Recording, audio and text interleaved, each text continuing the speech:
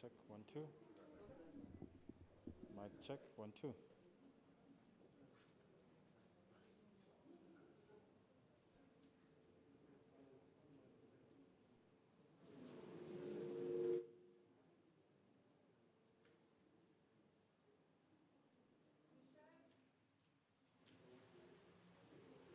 Hello, hello, hello, hello.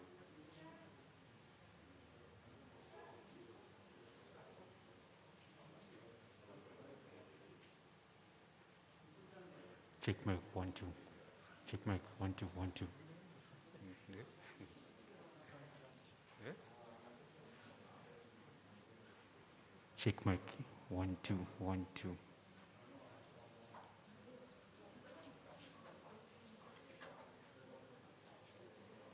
Check mic 1 2 1 2.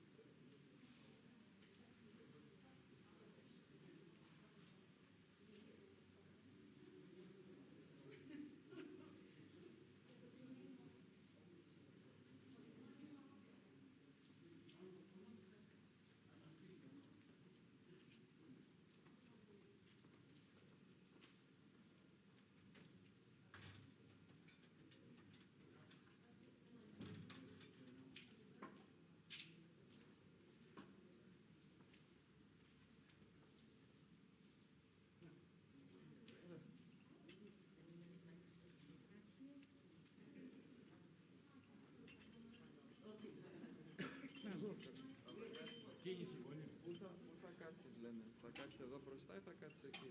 Φαντάζομαι εκεί. Τι, Πού θα κάτσεις. δεν κάθομαι, εγώ θα είμαι όρθιος. Όρθιος εδώ. Εκεί. Πού. Μετά που θα μιλήσουνε. Όχι, γενικά, πού θα κάτσεις εκεί. Μέχρι να σε... Τι είναι το πρόγραμμα, ξέρεις. Έχεις κανονίσει. Έχει Μαρία να υπάρχει. Όρθιος κάτσω. Μάρια.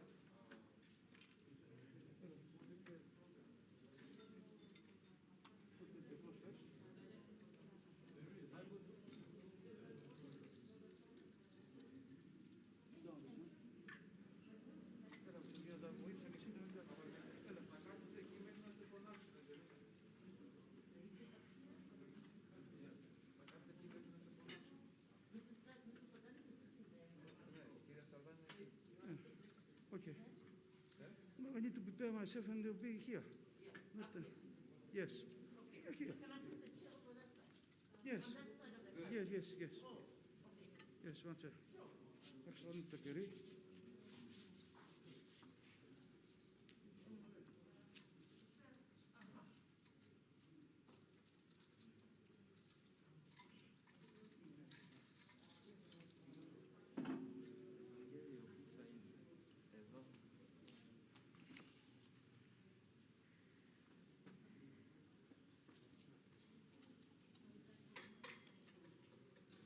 Here's the proof. Oh. Κάνουμε.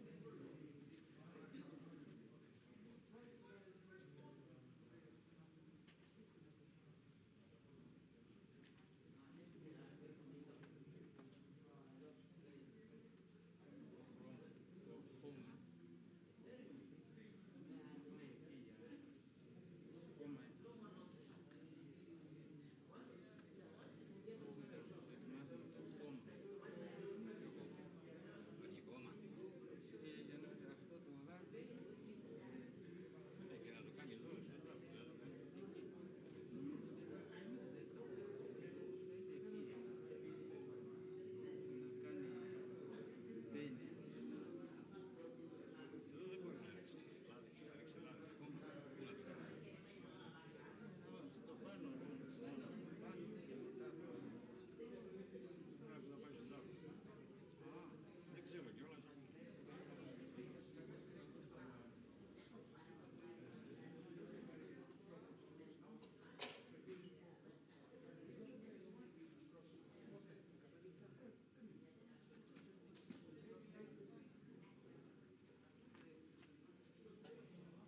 So, Sonny.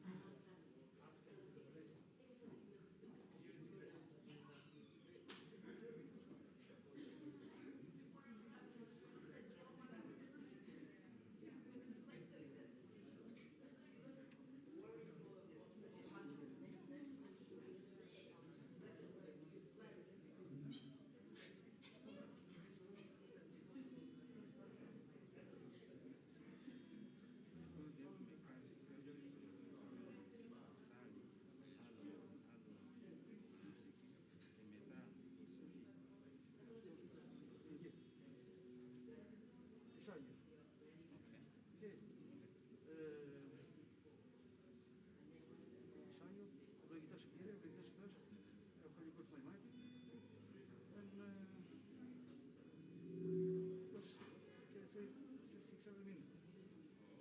Λογητό συγκύρια, λογητάρια, μετά των Αγίων.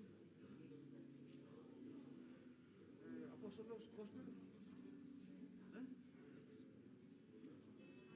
Και μέσα μας, what is it? 37 minutes in it. Okay, λογητός ο Θεός, Holy God, Holy Mind. What is it? Okay, you don't say το πνεύμα των δικαιών, λογητό συγκύρια, τι. Αξί. Και μετά Απόστολο. Το Αγγέλο. Αξί, κύριε Κανεκής.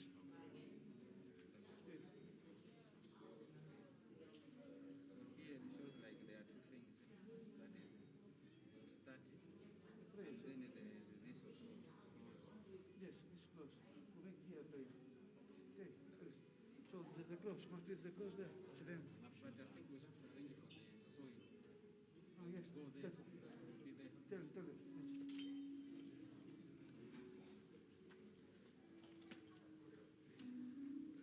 Θα κάνουμε ωραία, σωστά. Πάρτε φέρτε τα μπέζι εδώ. Σένια.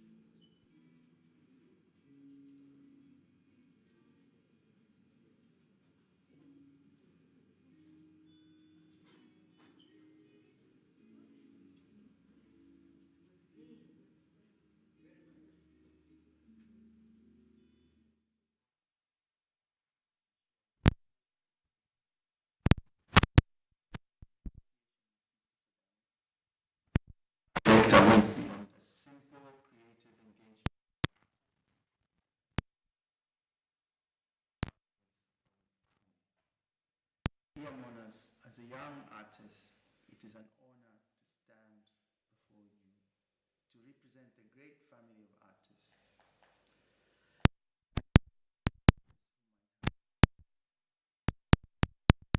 We wanted to demonstrate the kind of man Mr. Sardanis was and his relationship with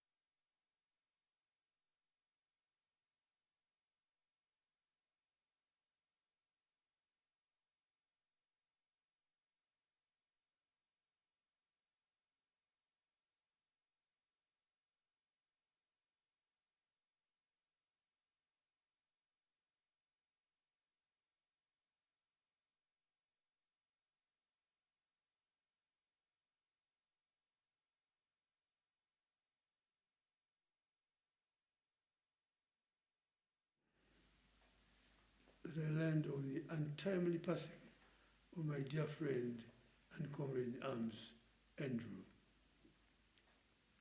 To Andrew's dear wife, Danae, and the children, Sirius, Harry, and Ida, I wish to say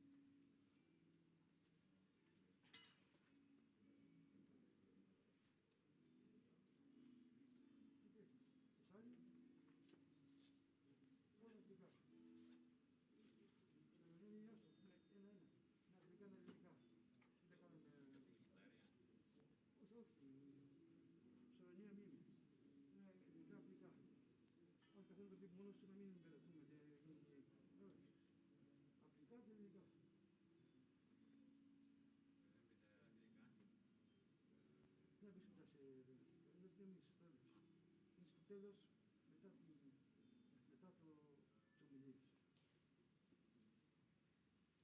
Βρεις ένα λογικά, ελληνικά.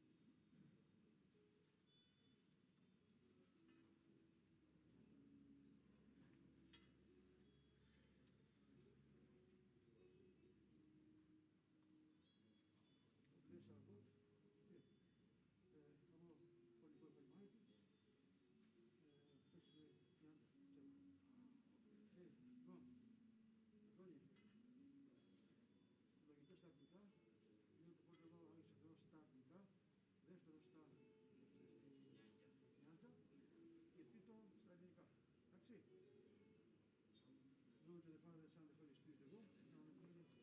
The Holy Trinity, bless on us. Okay.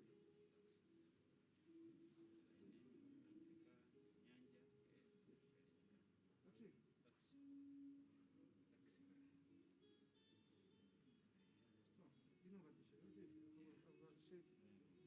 say this address, Amen, of love. Is out to the people. It's working in peace, for democracy, for human rights, to make a better the life of the people. Okay. This is us now. Okay. That is.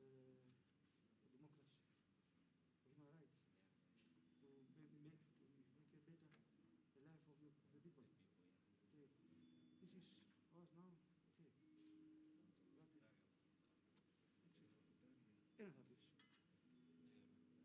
Θεός στα ελληνικά και το...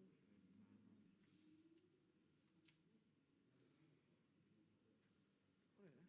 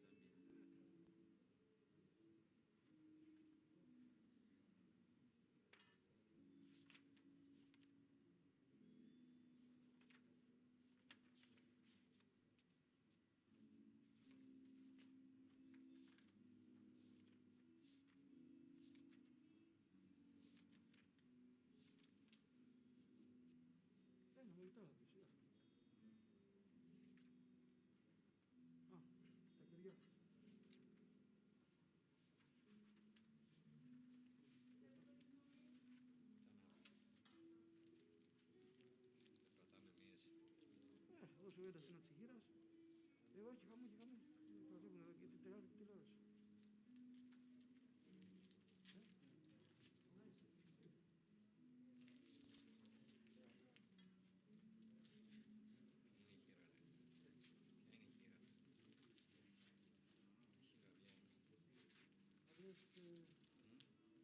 Working for free, human rights, working for the better the life of our people. So for us, he says, Christian, very good.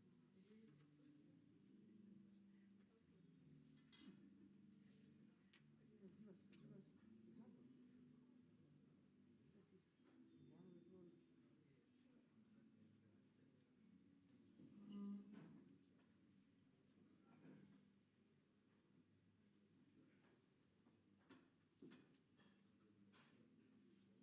Βάλε και λίγο λιβάνι να έχουμε εκεί. Λίγο λιβάνι. Δώσε. Άσε εδώ. Αν θέλει, μπορεί να θέλει.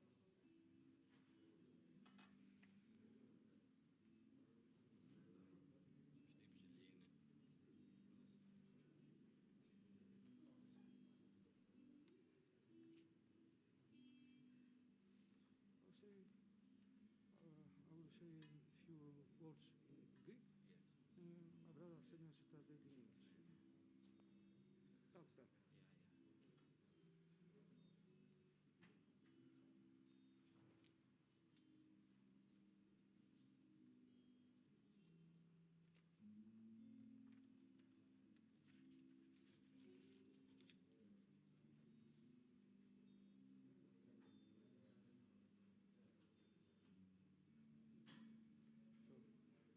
Apostles America, English, Gospel Greek, and English. Okay.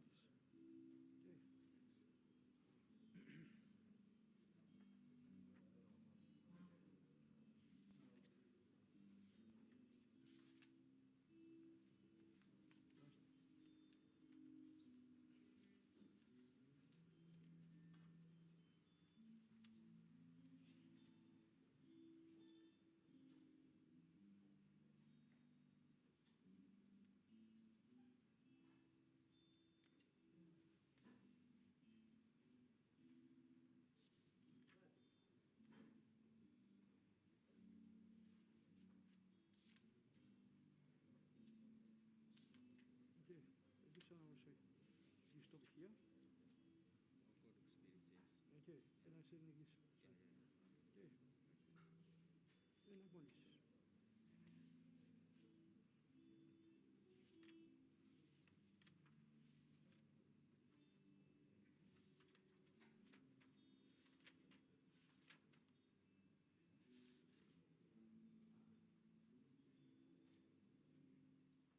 You make apologies. Okay. And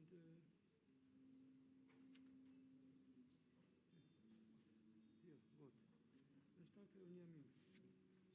Okay. On your mimi. May your memory. May your memory be eternal.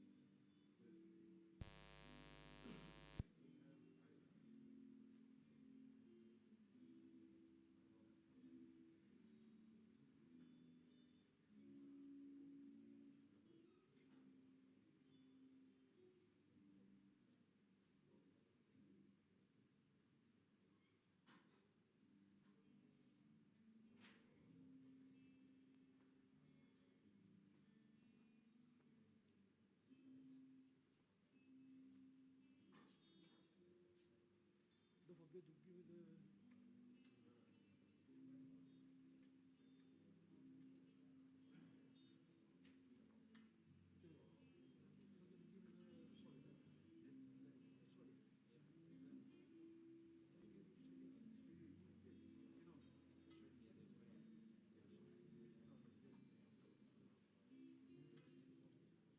What time is it? Must close your phone, sir. Allee, the was of this. Let me see. Oh, the cameras.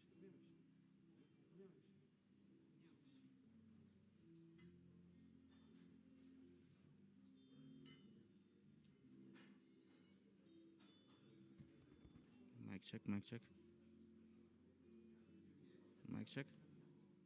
Mic check 1 2. Mic check 1. Mic check 1 2. Mic check 1 2.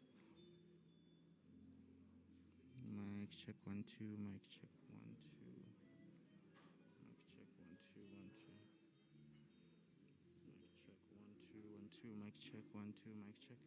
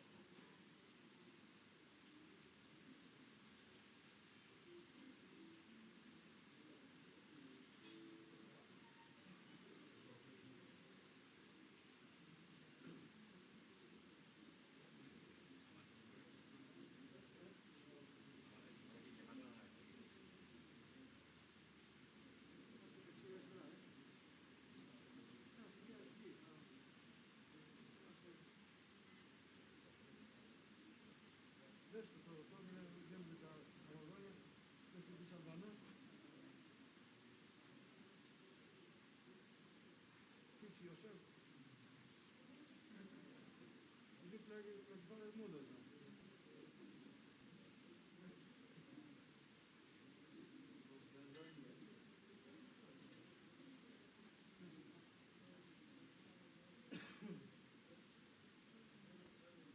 Okay, now we can clear, yeah? Okay, because the mask is not give us the...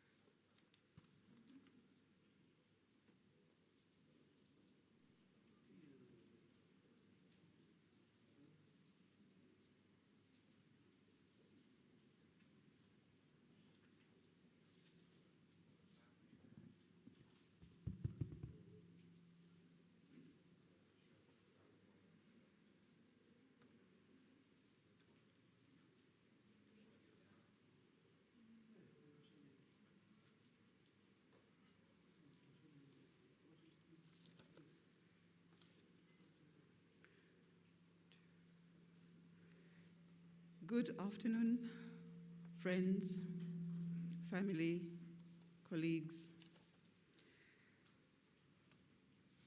We're gathered to remember and celebrate the life of Mr. Andrew Sotiris Sardanis. I am the Director of Ceremony. My name is Mulenga Kapwepwe. I will run you through the program so that you know how it will flow. We will begin with a blessing from His Eminence, the Archbishop of Zambia, Ioannis. Then we will go into the history, the full picture of Mr. Andrew Sardanis' life. From that point, we will hear tributes from friends, from work colleagues, from people that Mr. Sardanis associated with, such as artists, until we get to the end, when we will hear from his son, Mr. Stelios Sardanis. We will then have a hymn, which is a tradition.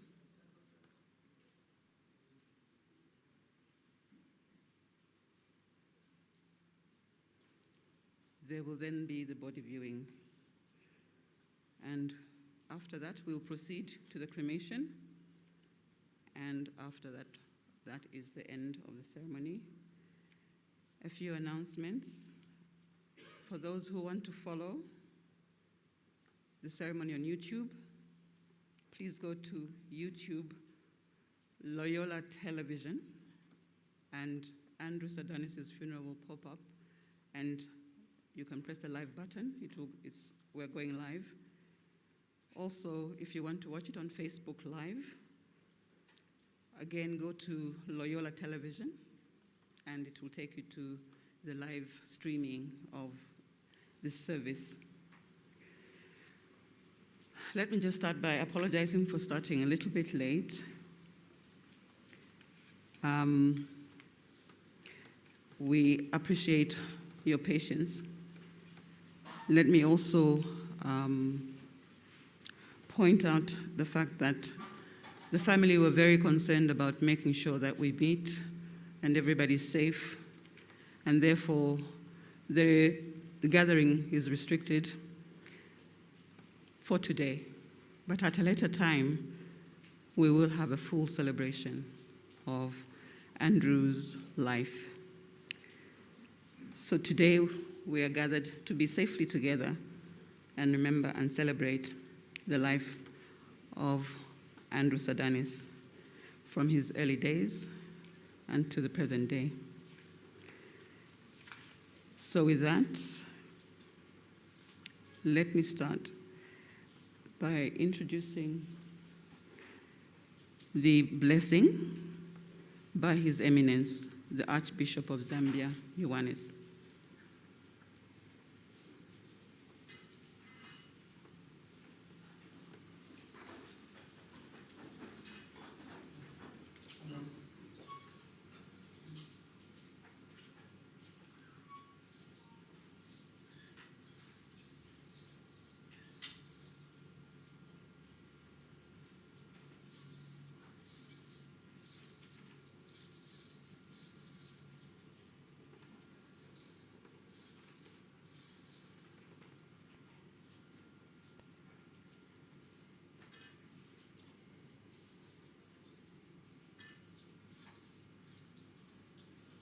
Blessed are God always, now and ever, and to the ages of ages. Amen. Holy God, Holy Mighty, Holy Immortal, have mercy on us. Oyera Mungu, oyera mphamvu, oyera muyaya, mutichitire chifundo. Άγιος ο Θεός, Άγιος χειρός, Άγιος θράνος, ανέσαι ρημάς. Glory to the Father, and the Son, and the Holy Spirit, now and forever, and to the ages of ages. Amen. Tatu oyera kupambana, mutichitire chifundo. Ambuye mutikhululukire machimo athu, olamulira zonse oyera mutikhululukire zolakwa zathu. Inu oyera mutendere luchisa zofoka zonse chifukwa cha dzina lanu. Ambuye mutichitire chifundo. Ambuye mutichitire chifundo. Ambuye mutichitire chifundo. All together. Our Father, Father, who art in heaven, Hallowed be thy name. Thy kingdom come. Thy will be done on earth as it is in heaven. Give us this day our daily bread, and forgive us our trespasses, as we forgive those who trespass against us. And lead us not into temptation, but deliver us from the evil. For thine is the kingdom, the power, and the glory of the Father, and the Son, and the Holy Spirit, now and forever, and to the ages of ages. Amen. Ευλογητός η Κύριε, διδαξών με τα δικαιώματά σου, των Αγίων χορός, ευλογή της ζωής και τύρα παραδείσου, ευρωκαγώ, την οδόν δια της μετανοίας, το απολωλός προβατώ εγώ ημί, ανακάλεσέ με σωτή και σώσον με. Blessed are you, O Lord, teach me thy statutes. In the beginning you formed me out of nothing, honoring me with your divine image.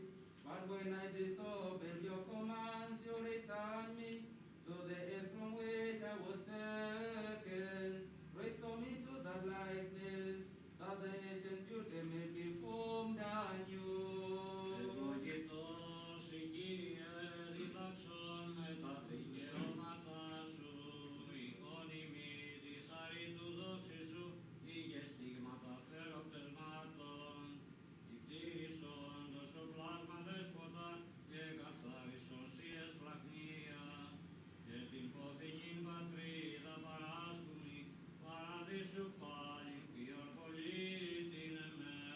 Glory to the Father, and to the Son, and to the Holy Spirit.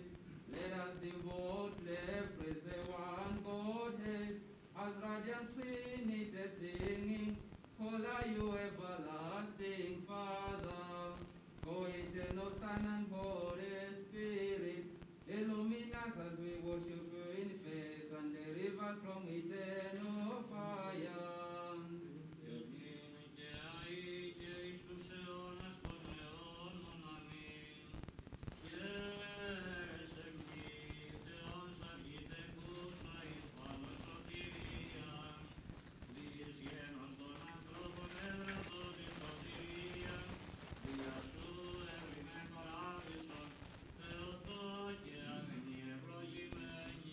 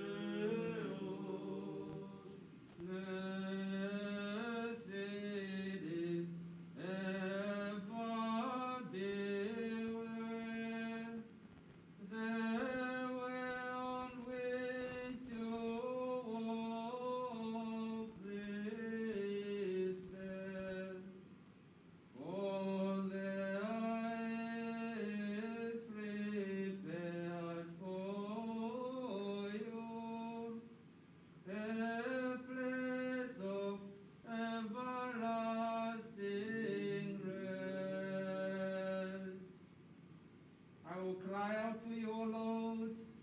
with The those reading is from the first letter to the Holy Apostle Paul to the Thessalonians. with us. Brethren, I would like not to have you ignorant concerning those who are asleep, that you may not grieve as others do, who have no hope. For since we believe that Jesus died and rose again, even so, through Jesus, God will bring with him those who have fallen asleep. For this we declare to you by the word of the Lord, that we who are alive, who are left until the coming of the Lord, shall not precede those who have fallen asleep.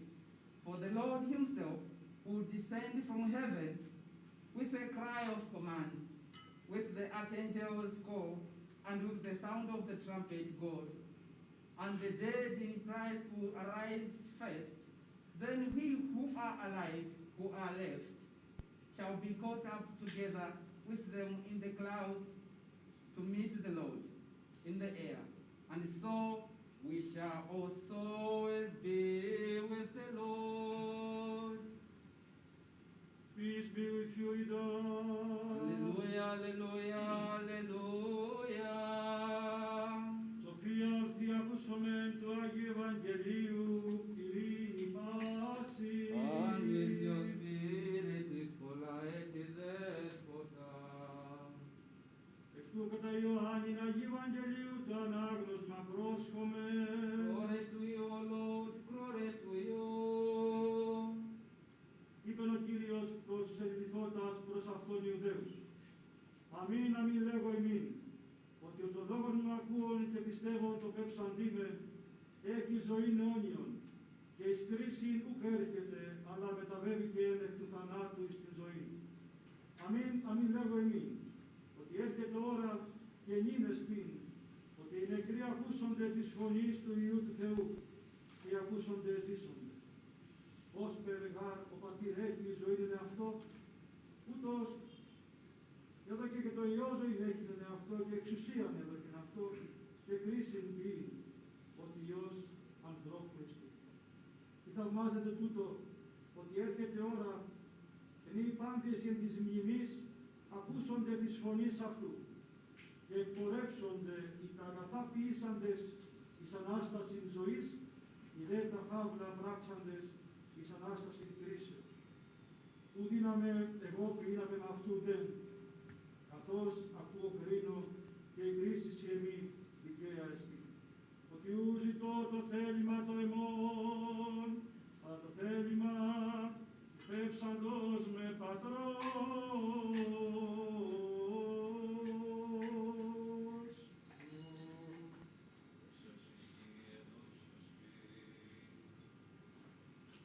The Lord said to the Jews who came to him, truly, truly I say to you, he who hears my word and believes in him who sent me has everlasting life and does not come into judgment but passes from death to life. Truly, truly I say to you, the hour is coming and now is, when the dead will hear the voice of the Son of God, and those who hear will live.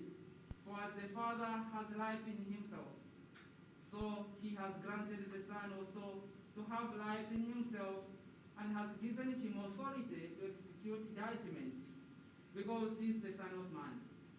Do not marvel at this, for the hour is coming when all who are in the tombs will hear his voice and come forth, those who have done good to the resurrection of life, and those who have done evil to the resurrection of judgment.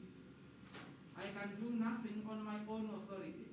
As I hear, I judge, and my judgment is just, because I seek not my own will, but the will of him who sent me. Have mercy on us, O God, according to your great mercy. We pray to you, hear us and have mercy.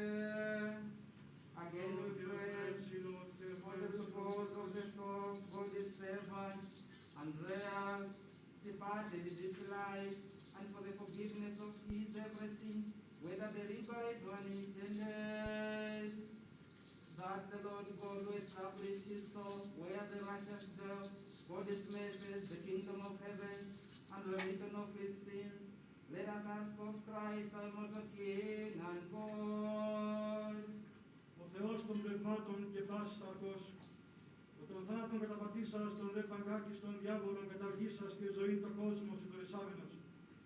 Αυτός, Κύριε, ανάπαυσον και την ψυχή του δούλου σου, Ανδρέα, και τάξον αυτήν, εν τόπο φωτεινό, εν τόπο πλεωρό, εν τόπο αναψύξεως. Έρθα πέτρα, πάσα οδύνη, λύπη και στεναγμός. Πάνω μάρτυμα του αυτού περαχθέν, λόγο, έργο, η διανία, ως αγαθός και φιλάνθρωπος Θεός συγχώρησον. Ότι ούκ έστιν άνθρωπος ζήσετε επί της γης και ουκ αμαρτήσει. Σίγα μόνο, Κύριε, εκτός αμαρτίας υπάρχεις, δικαιοσύνη σου, δικαιοσύνη στον αιώνα, και ο νόμος σου η αλήθεια. God of spirits and of all humankind, as you trample down death, overthrowing the evil one, and granting life to your world, will you, Lord, grant rest to your servant Andreas, now asleep in death, in a place of light, a place of renewed life, a joyous place, shined alight by pain and sorrow and sight. Every sin he may have committed in word or deed or thought, as our good and loving God forgive, for no one can live and not sin. You alone are without sin. Your righteousness endures forever, and your word is the truth.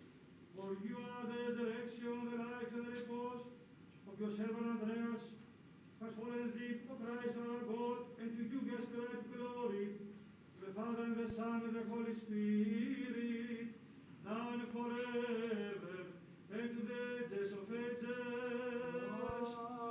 Amen.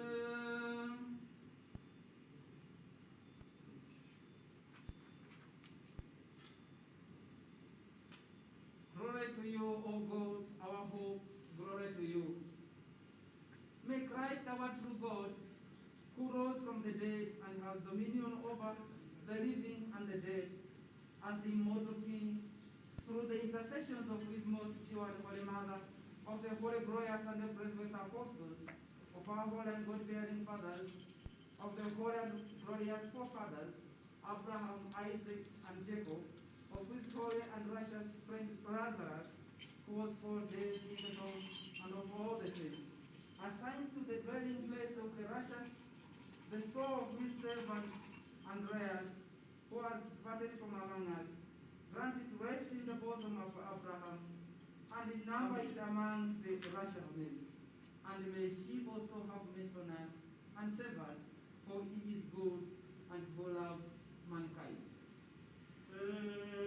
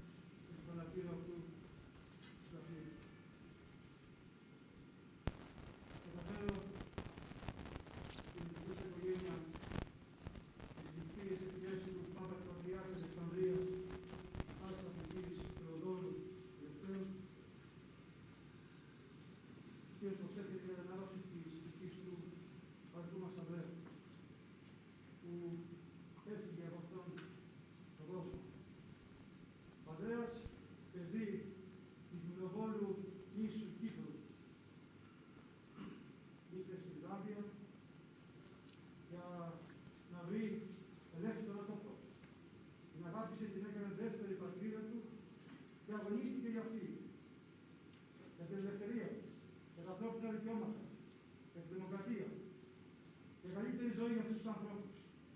Αυτά, αδερφέ Αντρέα και φίλε, είναι η παρακαταθήκη που αφήνεις σε εμάς, στις επόμενες γενιές που θα λέμε για την ζωή, την ιστορία σου σε αυτόν τον νόμο και τον λεγόμενο τόπο της άνθρωπος. As the Archbishop said, on behalf of our Pope and Patriarch Theodoros II from the great city of Alexandria, and on behalf of all the Zambian nation, and on behalf of all the Greeks, the consulate generals and all, our dear brethren, Andreas, as we came here, we gathered together so that we should say goodbye to our brother, Andreas Sardanis,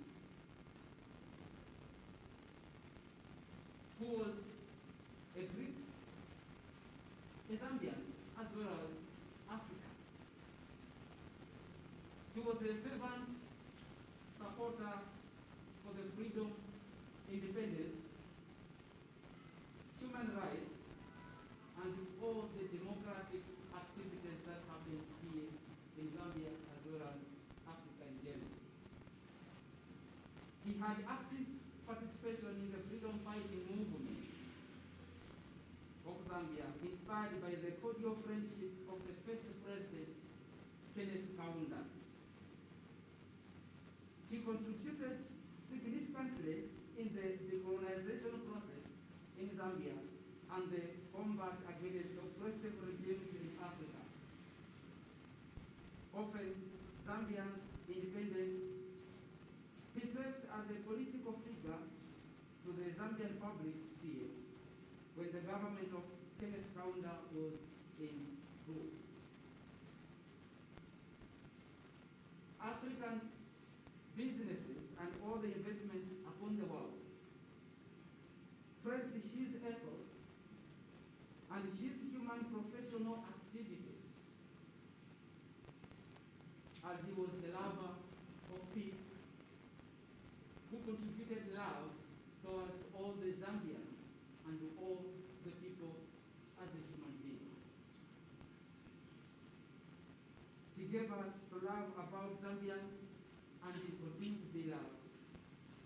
We all wish may his soul to rest in eternal peace.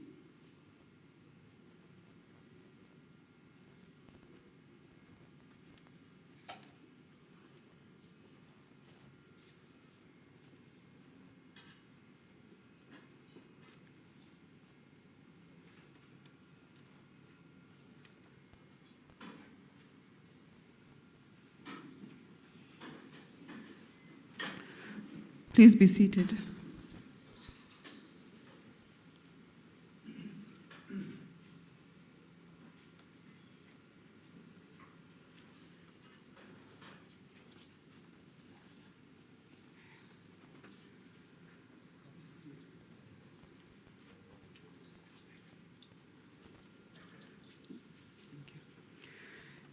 Thank you very much, Your Eminence.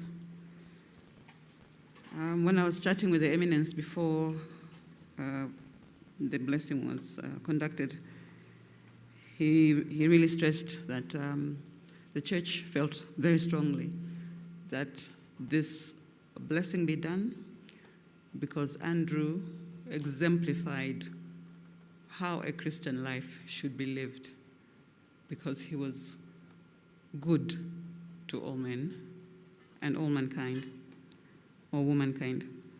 So that was the reason why this blessing was conducted. It was to emphasize that point.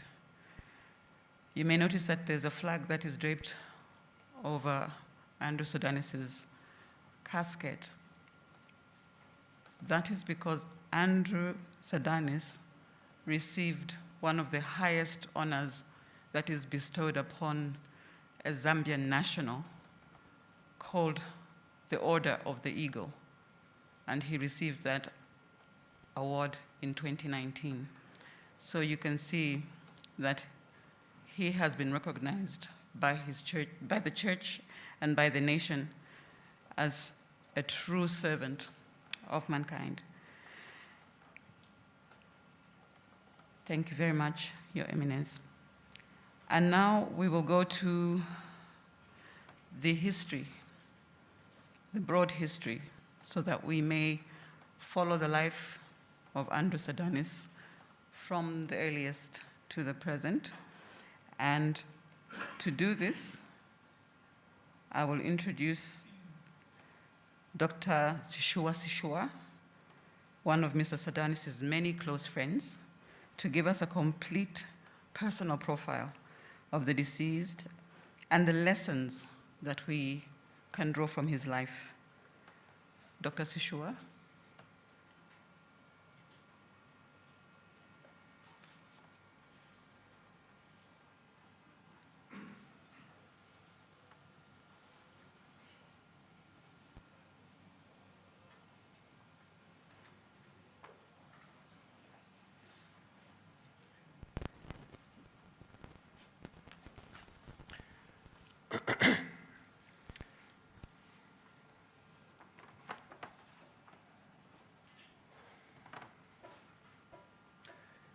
It's very difficult to summarize a life lived very well for nearly 90 years in a few words. But let me try. Because of our friendship, Andrew Sardanis many times asked me to speak at his funeral. I always gave the same response, that I would do so provided the need to do so was delayed for as long as possible. On 28 February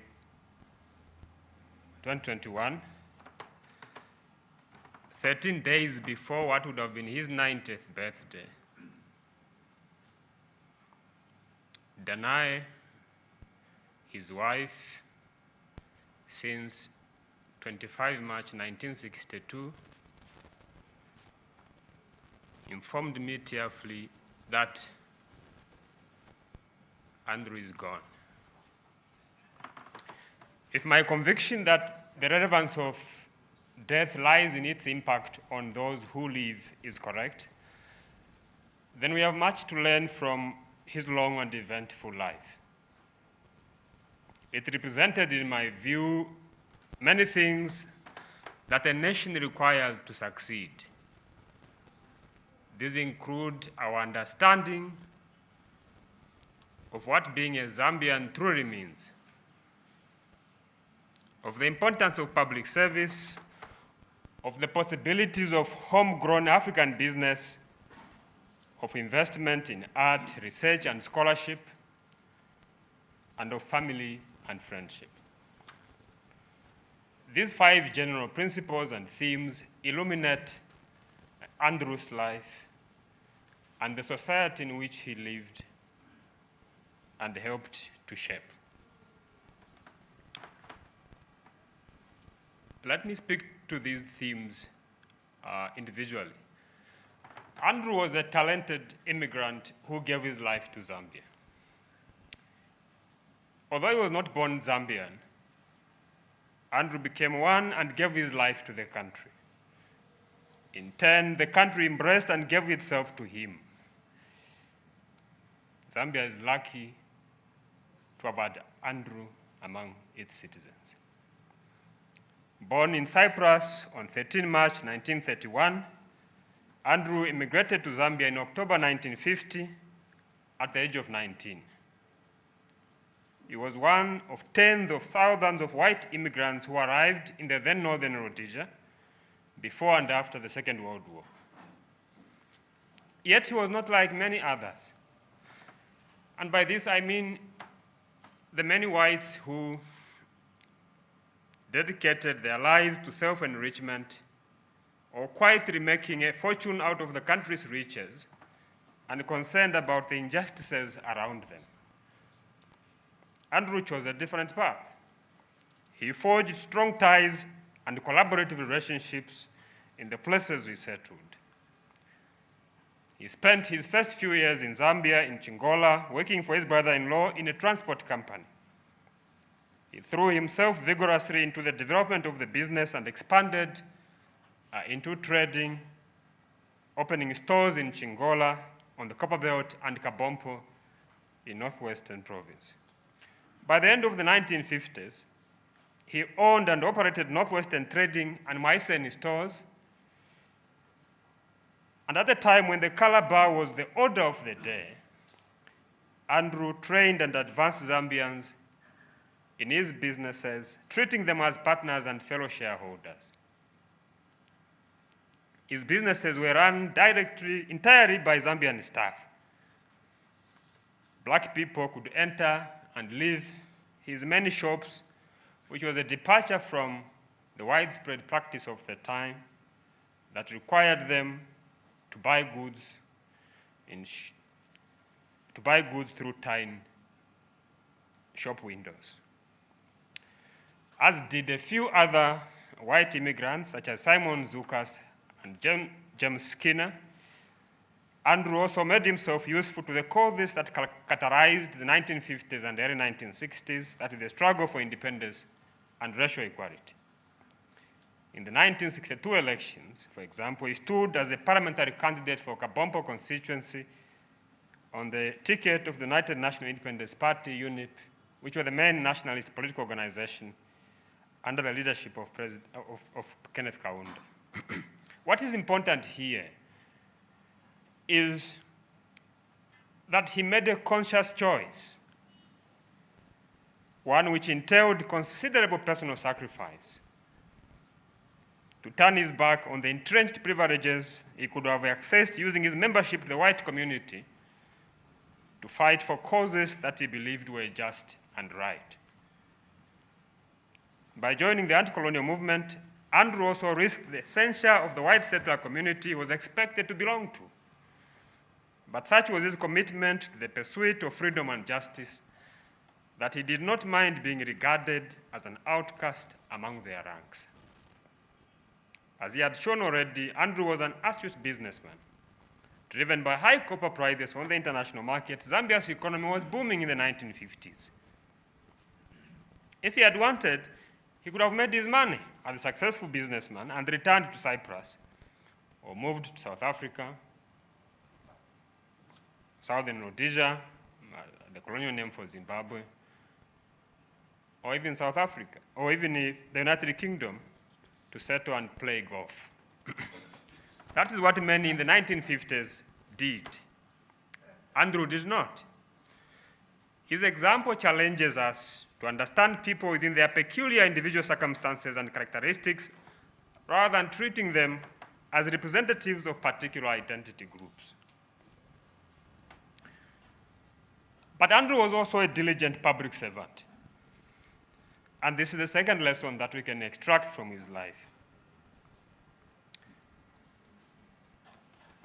That it is important to have diligent public servants committed to the promotion of the greater good rather than the relentless pursuit of private gain. Following the achievement of formal independence from Britain in October 1964, under the development planning of the first administration led by President Kaunda took shape, Andrew laid his much-needed economic skills at his disposal, helping to shape the economic direction of the newly independent state. In 1965, he was appointed by President Kaunda as chairman and managing director of the Industrial Development Corporation, INDECO, a government board that was responsible for promoting industrial development by making loans available, taking part in industrial projects, preparing feasibility studies, and providing advice to potential investors. Under his leadership, and in only a couple of years, he transformed INDECO from being a small lending institution to a large holding company operating in many fields. His main objective was rapid industrial development for Zambia. INDECO got involved in the production of textiles, fertilizers, explosive, and copper fabrication. It played a leading role in the construction of the Zambia-Tanzania road to the East African coast, the Tazama oil pipeline along the same route, the Indeni oil refinery, and Chilanga cement plant. Indeco also formed Zambia Airways, Hotel Intercontinental, and Kafue Textiles, and made investment in Zambia Sugar, Dunlop Zambia, Duncan, Gilbert, and Method. By 1969, Indeco had become a major industrial corporation employing 13,000 people, which was the second largest business group after the copper mines. Starting 1968, Andrew also served as permanent secretary in the Ministry of Commerce and Industry, a position that he held alongside his leadership of Indeco. He was to later hold the positions of permanent secretary in the Ministry of State Participation, the Ministry of Mines, and the Ministry of Finance. Using these roles, Andrew became one of the key architects of the Matero and the Mulungushi economic reforms aimed at transferring the ownership of major sectors of Zambia's economy from private, mainly foreign hands, to Zambians and the state. In particular, Andrew played the leading role in negotiating the 51% takeover of the mining industry in 1969. And following the consolidation of the mining companies into Indeco, the company was renamed the Zambia Industrial Mining Corporation, ZIMCO, and he became the first chairman and chief executive. By 1971, ZIMCO's annual sales stood at $1.12 billion with net assets of $840 million. In the same year, however, Andrew, driven by the belief that it was now time for black Zambians to take over his roles, resigned and left government with a generous testimonial from President Kaunda, who said that he had done more for the economy than any single man. He maintained his personal friendship with President Kaunda, whom he visited regularly. In 1990, as Kaunda was preparing to return Zambia to a multi-party democratic system, Andrew was among those who wrote the new proposed constitution, which provided the legal basis for the landmark political changes that followed.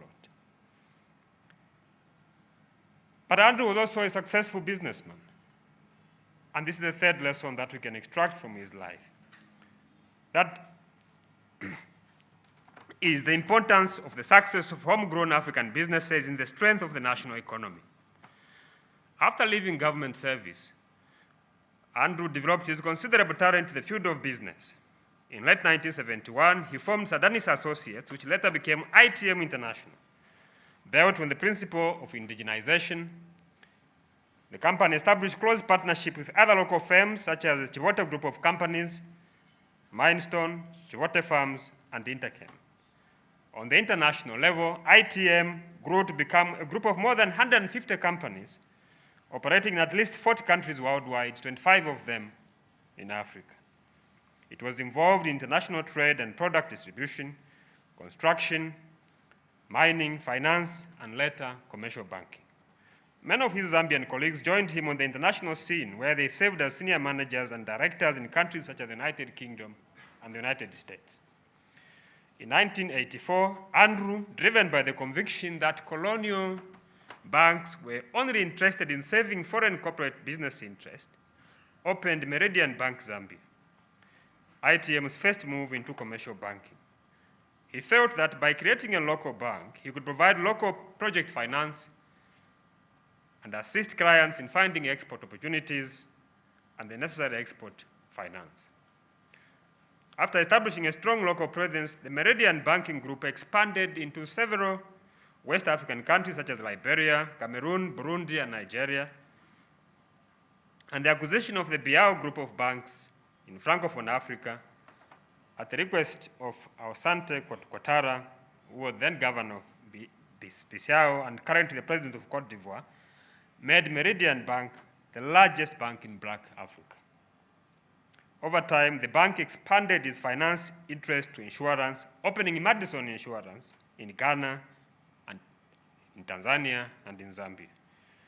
By the mid-1990s, Meridian had over $1.5 billion in assets, $1.5 billion in assets, and a turnover of $1.3 billion, and employed approximately 30,000 people, almost half of whom were in Zambia. Meridian eventually collapsed for, among others, political reasons. Its successes upset the Western establishment, and a concerted campaign by the central banks of Britain and France against the bank paved the way for its demise. A series of unfortunate economic issues in West Africa compromised the bank's ability to survive the onslaught. Its collapse should not, however, obscure two important points. One is that Meridian was a local business. While foreign direct investment is important, national economies thrive and remain sustainable if they are built on the success of locally owned businesses, which then export their capital abroad. Andrew and other people of his generation acted on this principle and helped Zambia achieve self-reliance in many sectors.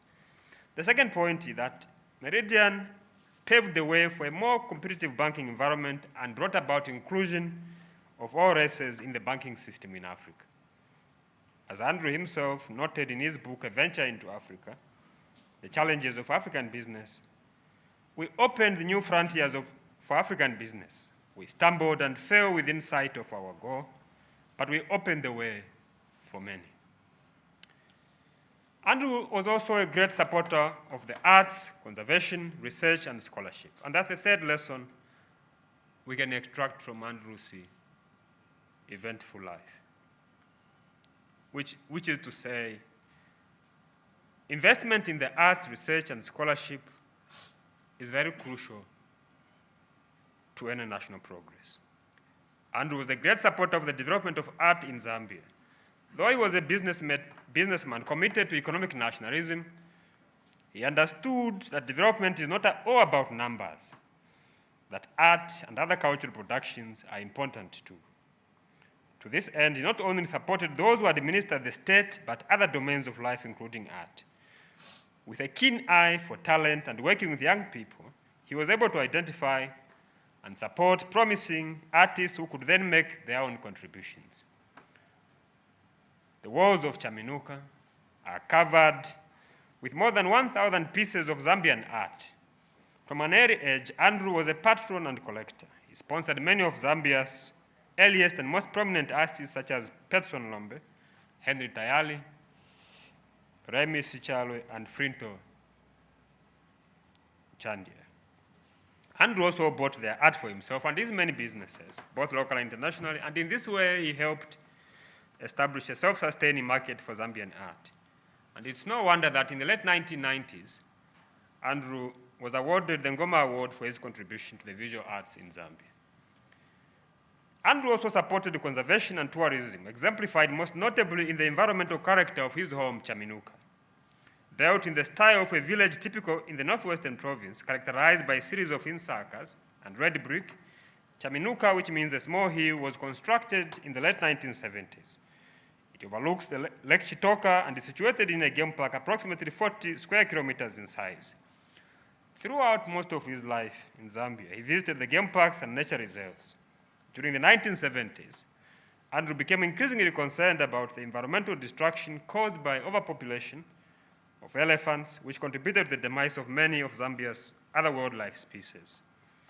In response, he started Chaminuka as a Noah's Ark, in the belief that if the national parks were to lose some of their species, it would serve as a gene pool from which the authorities could draw to restock the parks. Today, Chaminuka has more than 7,000 animals, representing approximately 72 species of wildlife.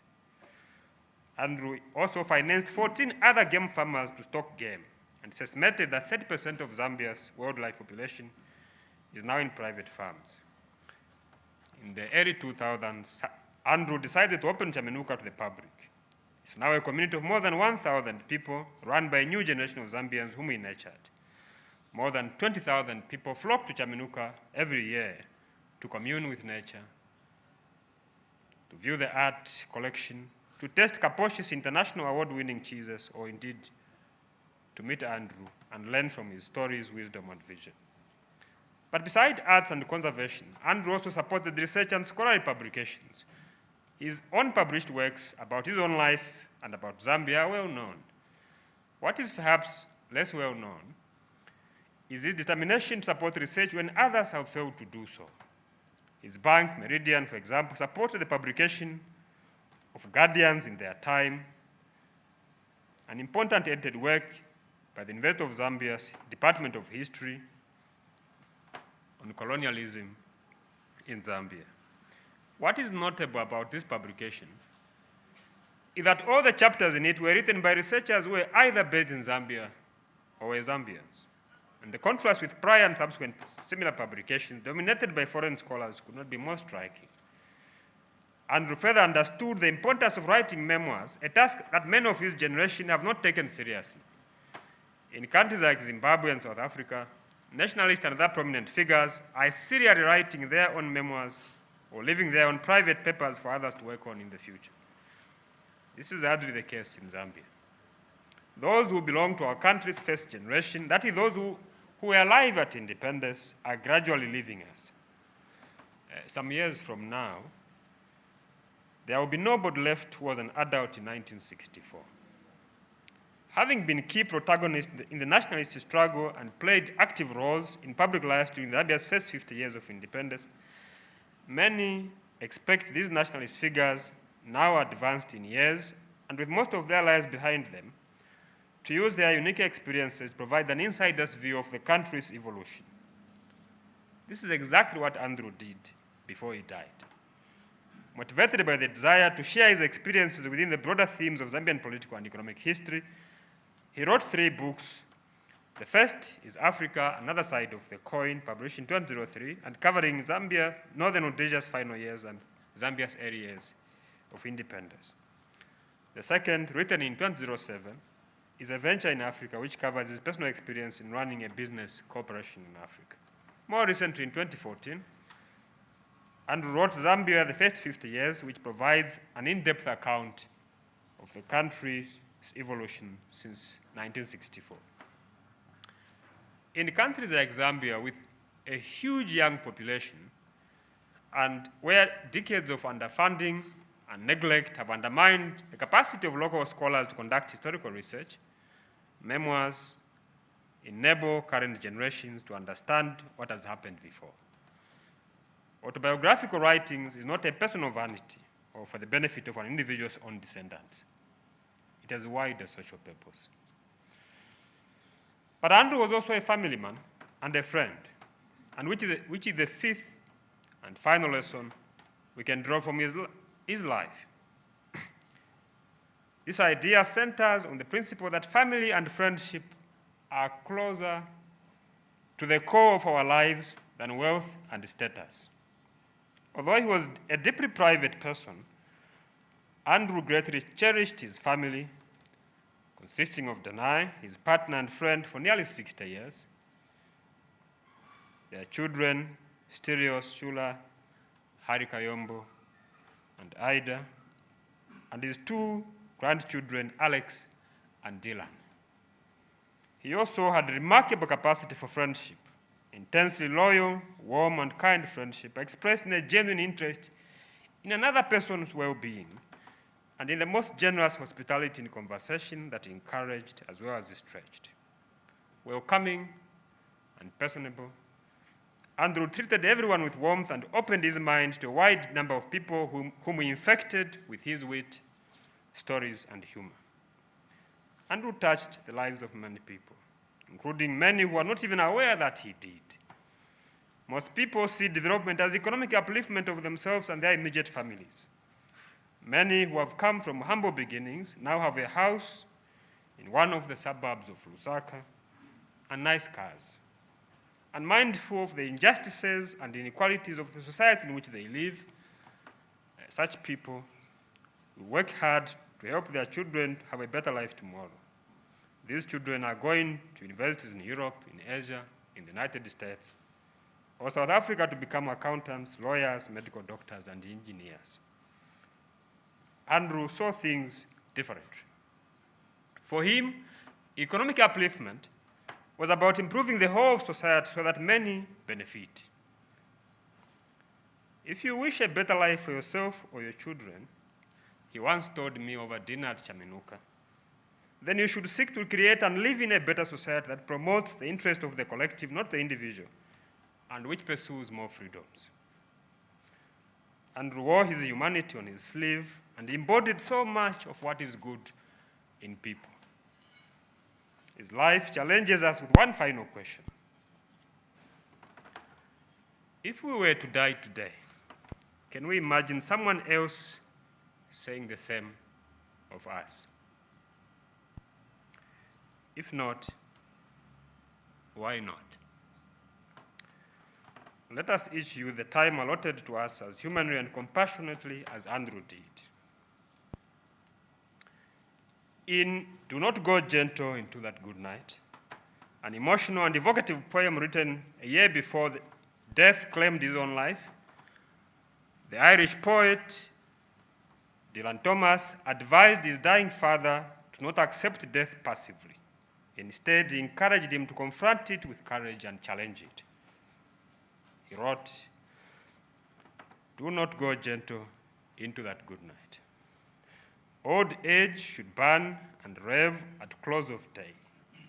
Rage against the dying of light. Though wise men at their end know dark is right, because their words had forked no lightning, they do not go gentle into that good night." Andrew did not go gentle into that good night. He burned and raved at close of day. Though bruised from the fight and dimmed by the dying light, he raged his way into that good night as a victor one more time. Thank you so much.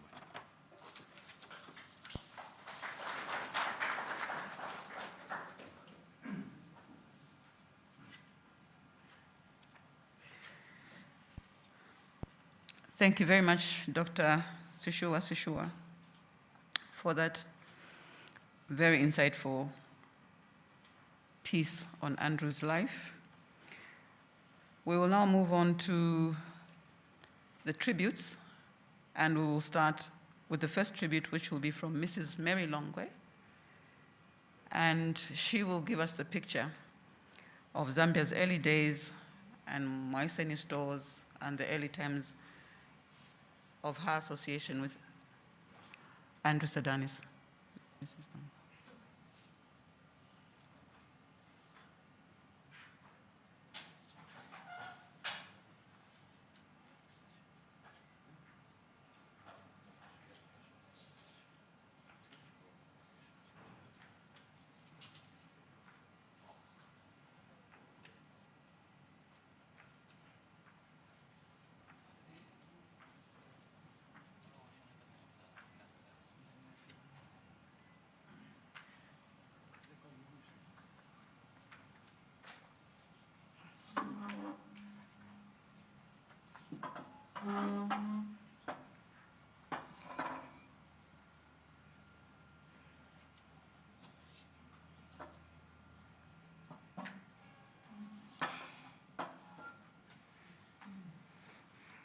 I don't know if it's good evening now,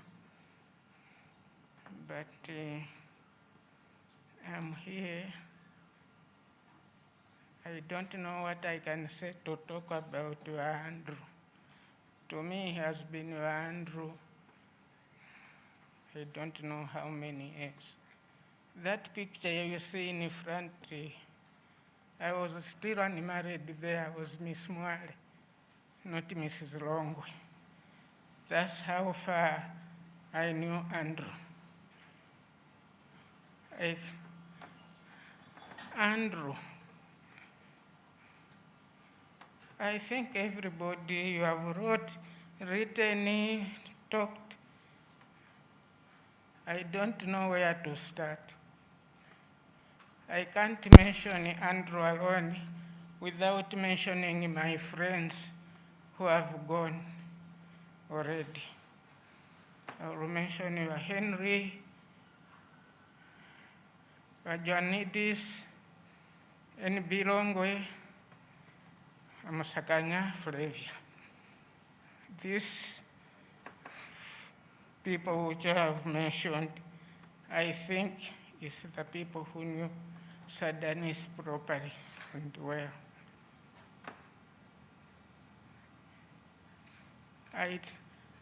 When we met Andrew Sardanis, we were also young, and who introduced us to him was Valentine, And after introducing us to him, we knew him as me as a man. But I'm talking on behalf of my friends who has gone forward. You have said about politics, business, everything. But me, I know that Andrew was a politician of yesterday. Where we didn't see color, we didn't see tribal, we didn't know at Muzungu, we were all the same. And I know Sardanis, when he started his politics, there was a part which was formed here in Zambia. It stayed about 3 months. They banned it. And after banning it, Bakaunda was sent to Kabombo, which was Baruvari. To take news there, it needed somebody like Andrew Sardanis, Vashkopa, and Joanidis, because these others were known to white settlers. They couldn't take messages to Andrew, to Bakaunda. So to me, Andrew started the politics on 9th March 1959. You will say, why do I say that? Because this part was banned on the 9th of March. And my wedding was on the 8th of March, 1959. So that's how I think when taking newspapers to Bakaunda and bringing news to all those old politicians, that was happened. And from there, he started now trading. I got married in 1959. Andrew Sardanis was there. Joanidis was there. Vanashula was there. Vashkopa was there. Now, if they were at my wedding, how do I say that I can talk about Andrew and all these people who I've mentioned? To me, they were my relatives. To show you that when in 59 we didn't choose that who is who. These others were from Northwestern, others were from Lubemba, me I was from Eastern Province. But we were all the same people.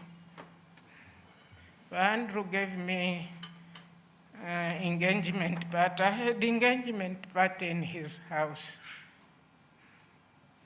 I had a wedding in the DRCM church, which many people attended, and Andrew was there for 5 hours. That minister, she made for 5 hours. They were there. I know Andrew, when he started the Moisen shops, it's because us, we couldn't go in white people's shops. So one day I said, I must buy a dress from Maeros. We called the European store Maeros. And that dress was so big. I was so small, and the donor showed me size 18, which was just dropping like this. So when they started the Moisen stores, excuse me, I'm 80.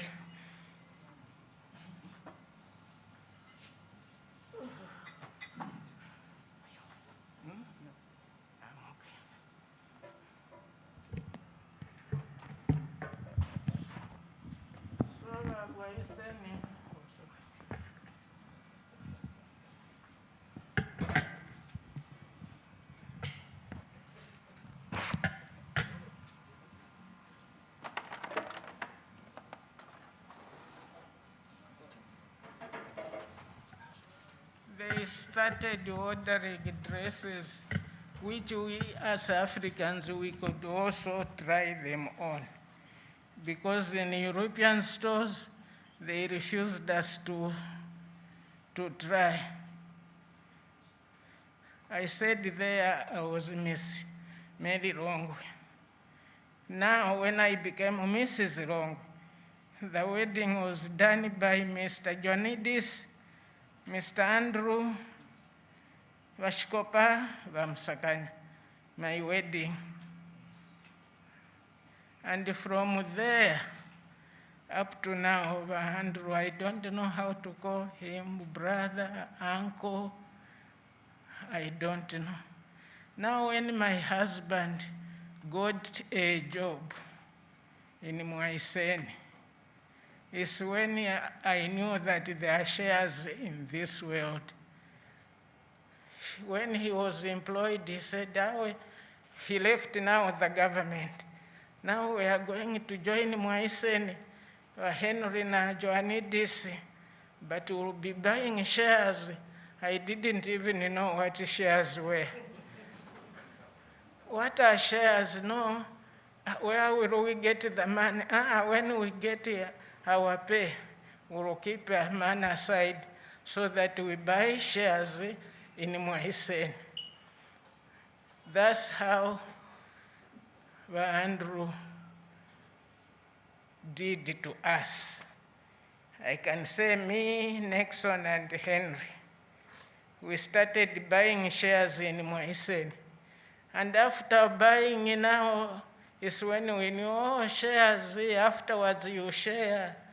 Oh, when you share, you can even go to England with this money. That's how we start. I don't know if any Zambian hasn't passed through Andrew Sardanis' house. Henry brought his Munali boys. When they were on holiday, they worked in Mwaisen. Valongo and Vashishura even brought somebody from Zimbabwe who was in Kutama to come and work in Mwaisen. So I can't even say I know Andrew, what he has done to me alone. Now I'm talking about me. I can say he married me off.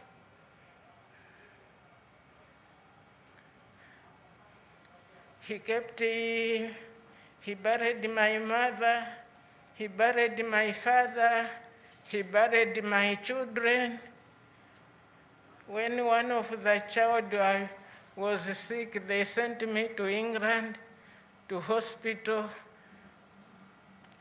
Can I say they are my friends or they are my relative? They have taught us, when Andrew Sardanis, to know that this color is not this. A heart is a different thing to the color. We didn't know at Wazungu they eat nsima until she started having babies who ate nsima. That's how I know Andrew Sardanis. I can go on and on. As Africans, we like talking because we don't know how to write history. So we talk. When Danai came to Zambia, sorry Danai, I will say it. The first African child she saw was my son. Well, first she saw somebody's child who was light in complexion. Then the following time, they came to Ndola. I gave him birth in Ndola. They followed me to come and see me. When he saw this son of mine, he was black. She had to ask, you people, the one who was born last week was brown. But why is this one black? That's how we are. Those who are light in complexion, they are born light. Those who are dark, they are born like Vijum. So That's how long I have known the Sardanis, over 70 years. Now I'm coming to you, Danai. I think you are a great woman. You left Cyprus without knowing where you are coming. When you came here, you were young. You didn't know that your husband has African relatives, but you received us in your house. Thank you, thank you, thank you. I'm thanking for Vanashula. I'm thanking for Henry. I'm thanking for Joannidis was your relative, but on Bafra. I'm thanking you. I'm thanking you on behalf of NB. Please, you have looked after me. Now, we are remaining in the very few, as they have said, and we don't know how to write. So this is the history which will never be read. And I think there are so many people who went through Mwaisen shops. They are doctors now, they are engineers, they are all over Canada where, because of showing us how to buy shares.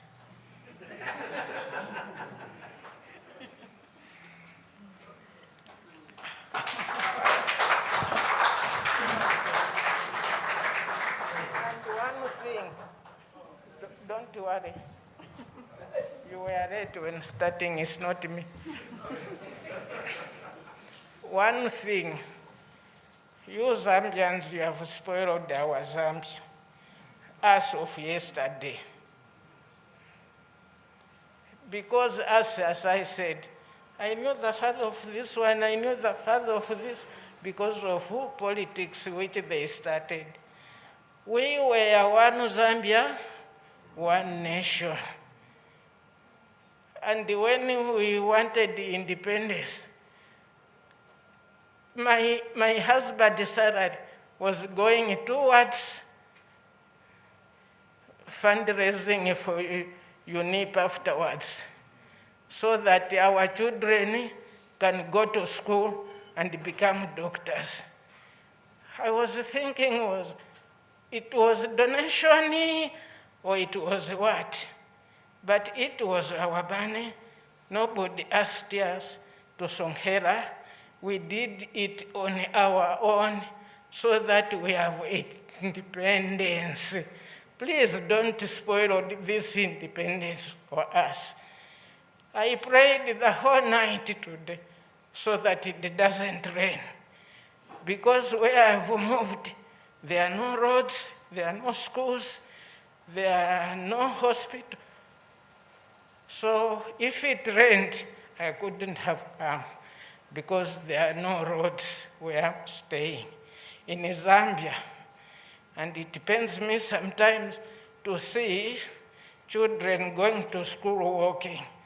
After you taught us that we can look after everybody, you feel proud when you educate one person. Two is enough.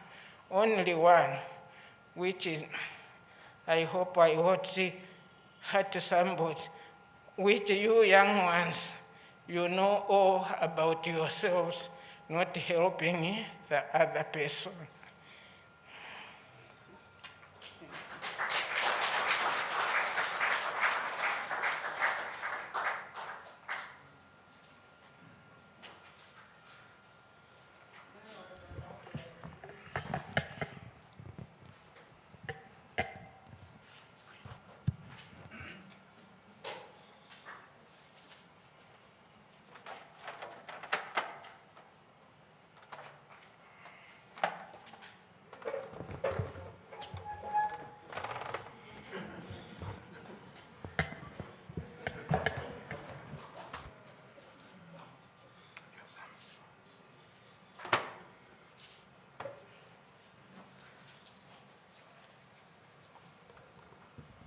Thank you. Thank you very much, Mrs. Longwe.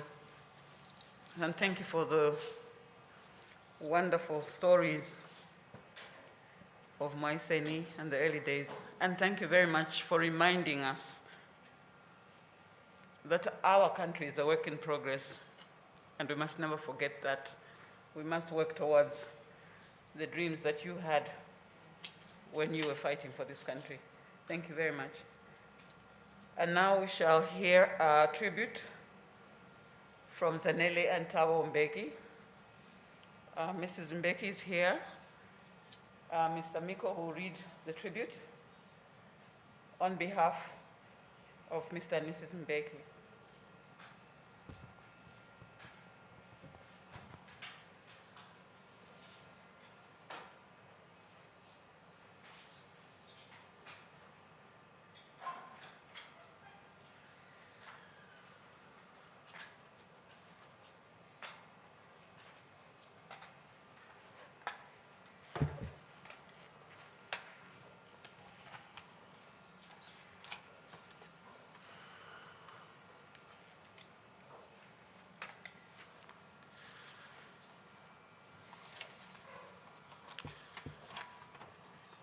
The tribute is on headed paper whose logo reads Thabo Mbeki Foundation, 5th March 2021. Before I read the speech, let me just say something. This morning when Stelios decided that I read this speech and Mlenga Kapwepwe, I felt they were very unfair to me to come and stand here on one leg, supported by clutches, to read it. A moment later, I felt I needed to do it because of what I'm going to say at the end.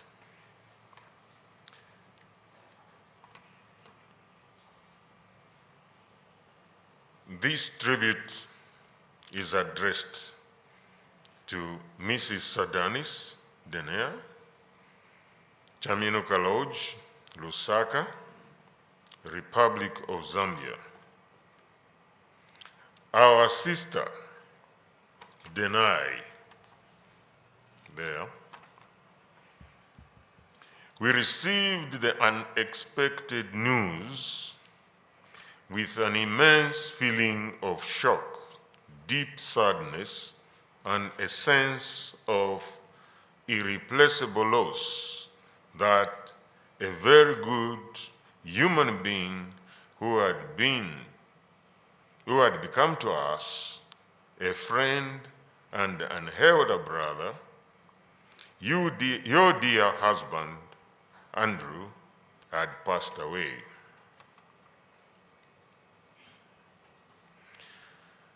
For many years now, we have drawn comfort and encouragement from the fact that we had in you and Andrew members of our extended family who cared about us, because with quite intensity, you identified with our striving to belong to a homeland that was truly free and full of hope. It added to and enriched the definition of our own identity that, thanks to what the Sardanis family came to mean to us, we could place ourselves within a warm embrace of genuine friendship, which encompassed Cyprus, Zambia, and South Africa.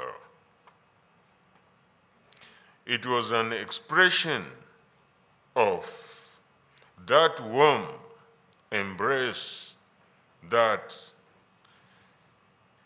as circumstance obliged us to wander across the globe, we were assured a warm and welcoming place of temporary domicile in your house in New York, London, and Lusaka.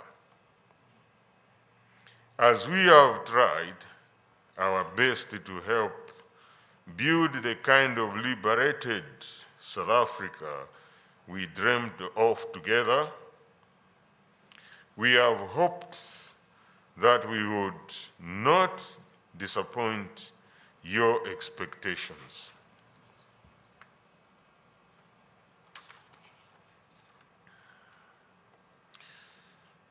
Through Andrew, although Andrew has now left you, the rest of the family and us, we will continue to strive to do what is right.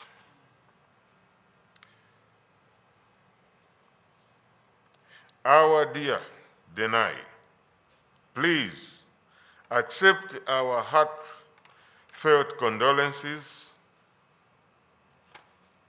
at the loss of your dear husband, Andrew, and our assurance that we will for all time value your warm embrace. May our elder brother and dear friend, Andrew Sardanis, rest in eternal peace. Yours, with warm regards, signed as Zenile and Thabo Mbeki. Ends the tribute. Siyabonga kakhulu.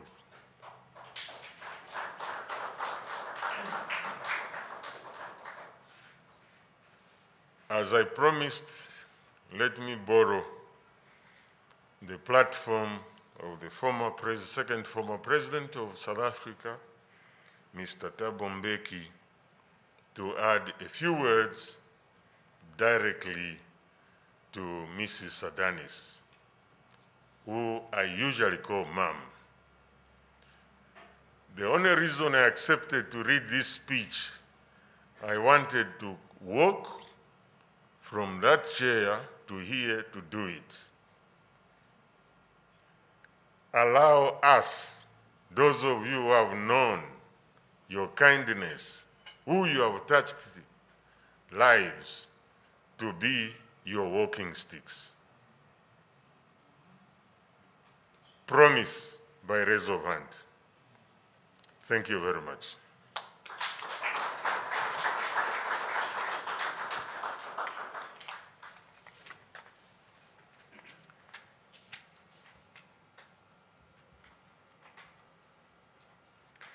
Thank you very much, Mr. Miko. Mr. Miko is one of the senior artists in Zambia, who I think has had one of the closest relationships with Denai and Andrew. I will walk you through the next videos. In the interest of time, I will simply tell you the videos that are coming, and then we can watch them one after the other. So we will watch Dr. Kaunda pay his tribute to Mr. Andrew Sardanis. We will watch Lord and Lady Andrew Turnbull on the history, and their focus is also on their friendship with Andrew Sardanis.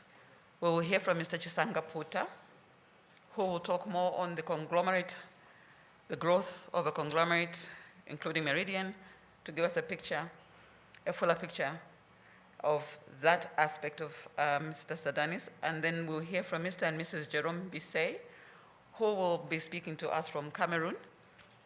This will give you a continental, I think, understanding of the huge life of Andrew Sardanis. Then we'll have Mr. and Mrs. Andre Kedel, who will be talking from the UK. We'll have Mr. Stari Moava, who will talk on behalf of the Zambian art community. And finally, then we will hear from Alex Sardanis, who is the grandson of Andrew Sardanis.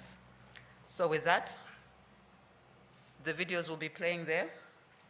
Please listen closely. They will really give you a picture of some of what Dr. Sishewu was talking about, so that you get a real feeling from it, from the people who actually experienced the friendship and generosity of Andrew Sardanis. Thank you. It is with great sorrow that I learned of the untimely passing of my dear friend and comrade in arms, Andrew. To Andrew's dear wife, Danae, and the children, Stereos, Harry and Ida, I wish to say how truly saddened I am over his unexpected death, over his unexpected tribute to Andrew Sardanis. It is with great sorrow that I learned of the untimely passing of my dear friend and comrade in arms, Andrew. To Andrew's dear wife, Danae, and the children, Stereos, Harry and Ida, I wish to say how truly saddened I am over his unexpected death, over his unexpected death. I can't begin to imagine the shock and pain that you are all currently feeling at this moment, at the most difficult time. A death in any family is very painful, and the gap left impossible to fill. We pray that the Almighty God will comfort you, the family, the Chimunuka farm community, and all those who knew my dear friend. Andrew was truly a giant, a principled man with a genuine love and passion for Zambia. My association with Andrew began during our struggle for independence. We were both young men eager to end the British colonial rule and attain emancipation of the Zambian people. Andrew became an important friend who gave himself totally to the liberation struggle, not only for Zambia, but the southern African region. When we attained independence in October 1964, we needed to urgently address many challenging issues across all spheres of human endeavor. Our main objective was rapid industrialization of Zambia based on the unionization and localization. Because of his qualities of love and dedication to his fellow human beings and his skills in commerce and industry, I asked Andrew to work on programs to build our national capacity in all sectors of the economy. Our discussions on the development and future of this country were thoughtful and frank. Although we sometimes had our disagreements when we worked together, I never heard Andrew once praise his voice in anger. Not once, not once, not even when he knew he was right. When Andrew undertook his national assignments, he performed his roles with dedication that led to many achievements. He served as permanent secretary in the Ministry of Commerce, Trade and Industry, the Ministry of Mines, Ministry of State, Participation, and the Ministry of Finance. His hard work resulted in the creation of Indigo, Findigo, Mindigo, and ZCCM. Between 1968 to 1969, we navigated the expectations of a new nation and the reality of having a white settler community through the Mlungushi reforms in 1968 and the material reforms, redefining the mining and parastatal landscape of our country forever. When Andrew decided to move to the private sector, I wish him well. I had confidence that even there he would succeed and make a significant contribution to Zambia's economy. And he did. And he did. His brainchild, the Chivote group of companies, and Meridian Bank energized the corporate and banking sectors with many innovations. Andrew's activities in the private sector helped strengthen Zambia's market economy and create a new generation of Zambian professionals. Today, the results of his mentorship and support of young Zambians is evident in some of the successful Zambian-run businesses created from that era.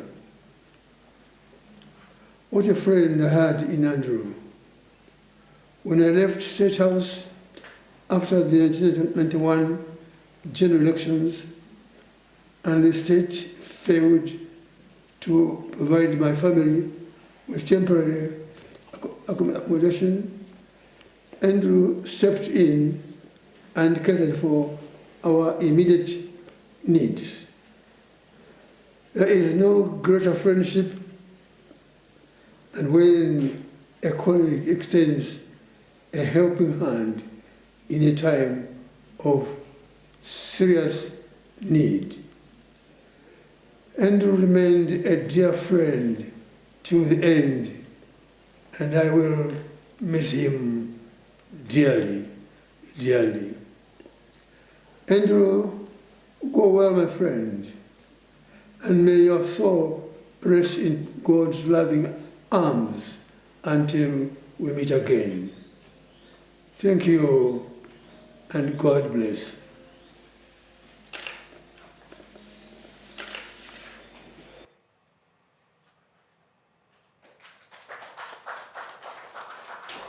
Tribute to Andrew Zani.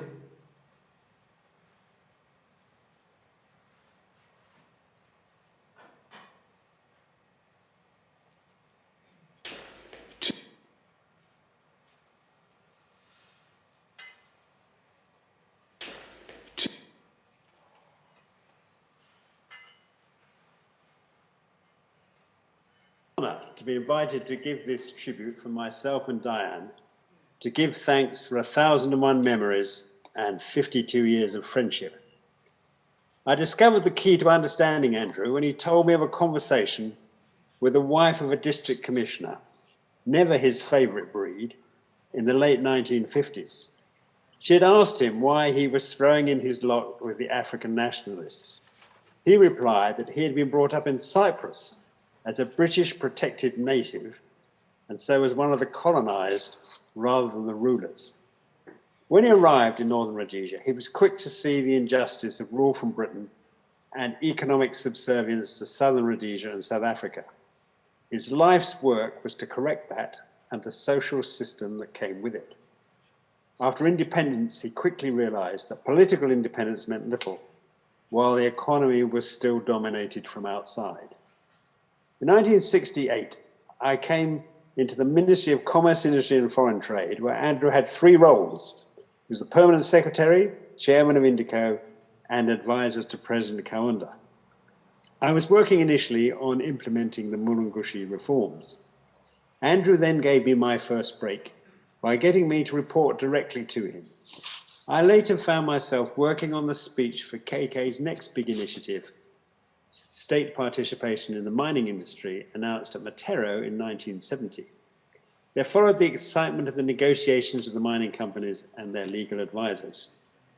Andrew sought to embed professionalism into the management of state assets, promoting as many young Zambians as he could. Sadly, this did not last after he left Zambia in 1971. It was not a surprise that he felt he needed to leave Zambia, particularly after the treatment meted out to his good friend James Skinner. What was a surprise was that he should join Tiny Rowland's Lonhro. But it took only a few months for Andrew to see through the exotic and corrupt characters in what he called King Tiny's court. He then branched out to set out his own business, Sardanis Associates, later ITM, which, with a group of friends and colleagues from Zambia, he built up into a major and successful conglomerate. Our next good fortune was that he recruited Diane, later called by him Lady Di, as his PA in London. She found this a most rewarding and stimulating job, introducing her to the world of international business. This period in London, before Andrew and I moved to New York, opened many new experiences to us. Covent Garden and our first experience with Pavarotti, Glyndebourne and fine restaurants such as Le Gavroche. Over the next 30 years, we enjoyed many holidays together. Great fun was had on the cruise in 1981 on the Elena around the Ionian Islands with Andrew, Denai, Stellis and Harry and a number of their friends. A defining moment was on the dock at Piraeus when bottles of champagne were being loaded aboard.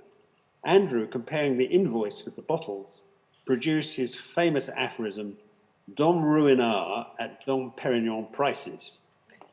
But Andrew was equally at home, barbecuing a goat on the rocks or eating in a local taverna. We returned with our young sons to Zambia in 1986 for what was an astonishing safari around Mulabezi district with A.B. Duploy, Armando and the lovely Geneviève. An unforgettable experience, or as A.B. would have put it, what a pleasure. Back again in 1990 with another safari with the Swarovski family. He had brought enough ammunition to supply an army, while she complained about the lack of hairdryers. In 1995, Andrew's ambitions to create a Pan-African bank working for Africans collapsed. One could not but admire his pick yourself up and dust yourself off attitude, after which he reshaped Chaminuca into a lodge, conference centre and wildlife park, which visitors enjoy to this day. Our next adventures were 2 long road trips, the first via Chingola to northwestern province, which explained to us Andrew's love for Kabompo, Balavali and the original Chaminuca village. The next took us to northern province. From these trips, we gained an understanding of Andrew's affinity for ordinary people in the rural areas. Over the years, we've enjoyed legendary hospitality at Chaminuca, a beautiful house as imagined by Andrew and filled with artistic treasures which Denai has assembled, many from artists and sculptors they had sponsored. We love the view over the lake, Stellis' sundowner cruises, wonderful food and wit-sharpening arguments with the Brits on the defensive. Our sons Adam and Ben and their wives have also been welcomed to Chaminuca, which they find a haven of peace. They also acquired some important life skills, like learning to drive a Toyota Land Cruiser and how to open a bottle of champagne with only a subtle pop. Next came Andrew's historical period, in which he produced 3 admired books, capturing the history of Zambia pre- and post-independence, always challenging the negative stereotypes of the country. Andrew has been enormously generous to us over 50 years. He's broadened our horizons, introducing us to many experiences we could not otherwise have reached. Andrew, Denai, Stellis and Harry have enriched the lives of our family. Andrew always set high standards for himself and expected the same from others. He was a remarkable man, combining great business acumen with his humanity, learning and culture. It was always a pleasure to listen to him quoting Homer in ancient Greek. He changed our lives as he did for the whole nation of Zambia. May his legacy continue. We will always be grateful to have known him and to have been his friends. There is no shortage of superlatives to describe Andrew Sardanis, who passed away on the last day of February 2021. Many have recalled that he was simply the wittiest Zambian of his generation. Others have commented on his exceptional business acumen, his generosity, and piercing intellect. All of them recall his love of family and nature. While all these descriptions are apt, it was Andrew's approach to business which distinguished him as a great Zambian and international leader. He understood that a good teacher also had to have the ability to learn. So, in his early days in Northern Rhodesia, he learned from indigenous business people who had made a success of their enterprises despite colonial restrictions. He also grasped that indigenous Zambians had a unique talent of learning on the job, an attribute which allowed them to perform well in jobs for which they had received no formal training, and in some cases were not even legally allowed to do. As the colonial era was coming to an end, following an election in which he had stood as a candidate on the pro-independence nationalist ticket, Sardanis, the teacher, saw an opportunity to harness talent and develop business people capable of contributing to future national development. In truth, he had started this exercise at the height of the colonial era, and often in violation of segregation laws. He was probably the most visionary Zambian of his generation. Understanding that post-colonial Zambia would need entrepreneurs and business managers, Sardanis, a believer in private enterprise, enthusiastically embraced state participation in private companies after independence. This was necessary because giving opportunities to indigenous people in business was not a priority for the owners of companies previously owned by colonial-era multinational corporations or directly by the settler community. With state participation overseen by Andrew Sardanis as chairman and managing director of the state holding company, Industrial Development Corporation, better known as INDECO. These companies could now consciously train indigenous Zambians and take advantage of their ability to learn on the job. The country needed to produce business managers urgently. In many instances, future executives were simply thrown into the deep end in the hope that they would somehow swim to safety. Most did. The intent, however, was not to have state-owned companies as a permanent feature of the Zambian landscape. Rather, it was to train as many Zambians as possible and as quickly as possible to create a cadre of business executives and managers capable of providing solutions to pressing national problems. And I would say in parentheses that Sardanis envisaged that the nationalized companies would in the future be sold to private Zambian entities and individuals. But of course, that did not happen as exactly envisaged by Andrew Sardanis. But within a quarter of a century of Zambian independence, that cadre that he had dreamt of had in fact emerged. Zambian-owned private companies, some with offices overseas, were playing their rightful role in the management of the economy. In addition to retail and wholesale, the activities of these companies ranged from distribution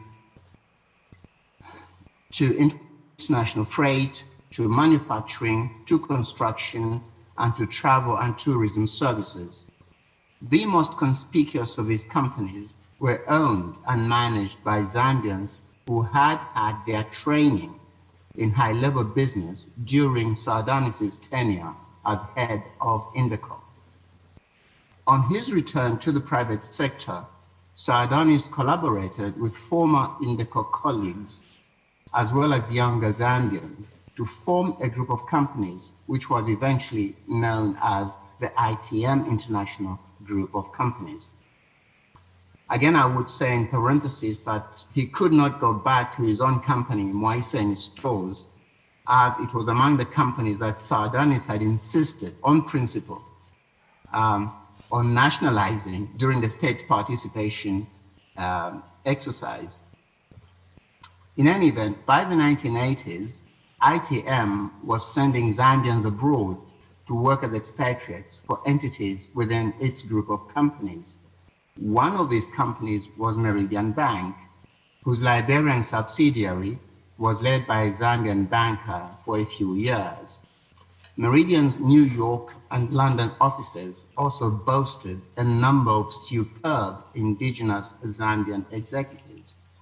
At home, Zambians trained by Sardanis were taking control of critical companies such as Industrial Equipment Limited, Interchem, Mazembe, and Mindstone, to name but a few. Sardanis had faith in his people's ability to run sound business ventures. This faith extended to other previously colonized people, as evidenced by Meridian's approach when establishing African subsidiaries. The Nigerians welcomed the approach enthusiastically, as did Sardanis' beloved Zambia, where the first retail bank was established. In general, however, Southern Africans were slower to respond, although Swaziland did eventually grant a license for a Meridian subsidiary. The hesitancy of Southern Africans to embrace an African bank did not surprise Sardanis. As he often observed, in Africa, the slave mentality gets stronger the further south you go. In East Africa, the Burundi business community embraced Sardanis and were keen to have a Meridian Bank subsidiary in their country. But Burundi did not have the skills and capital of Nigerian partners, so Meridian Bank had more involvement in the Burundi subsidiary than in the Nigerian one. But whether in Burundi, Cameroon, Liberia, Nigeria, Swaziland, or anywhere else, Sardanis' priority was to train local personnel, maximizing their learning and placing them on the path to prosperity. He enjoyed their success and encouraged them to excel, creating an atmosphere in his group that is best captured by the oxymoron competitive collaboration. In other words, Andrew Sardanis' complex and yet comprehensible character was stamped on the organization. He was competitive but cooperative too. He was sophisticated but had a fondness for the simple life. He was always busy but always available to counsel family, friends, and colleagues. In giving counsel, he was guided by the Athenian statesman, lawmaker, and poet, Solon, who favored the best counsel over the most pleasant counsel. Andreas Sotiris Sardanis was the most visionary Zambian of his generation. His contribution to family, community, and country is incalculable. He continues to give by blessing us with his memory. He has earned the right to eternal peace. Thank you. My name is Jerome Bisai. I am originally from Cameroon.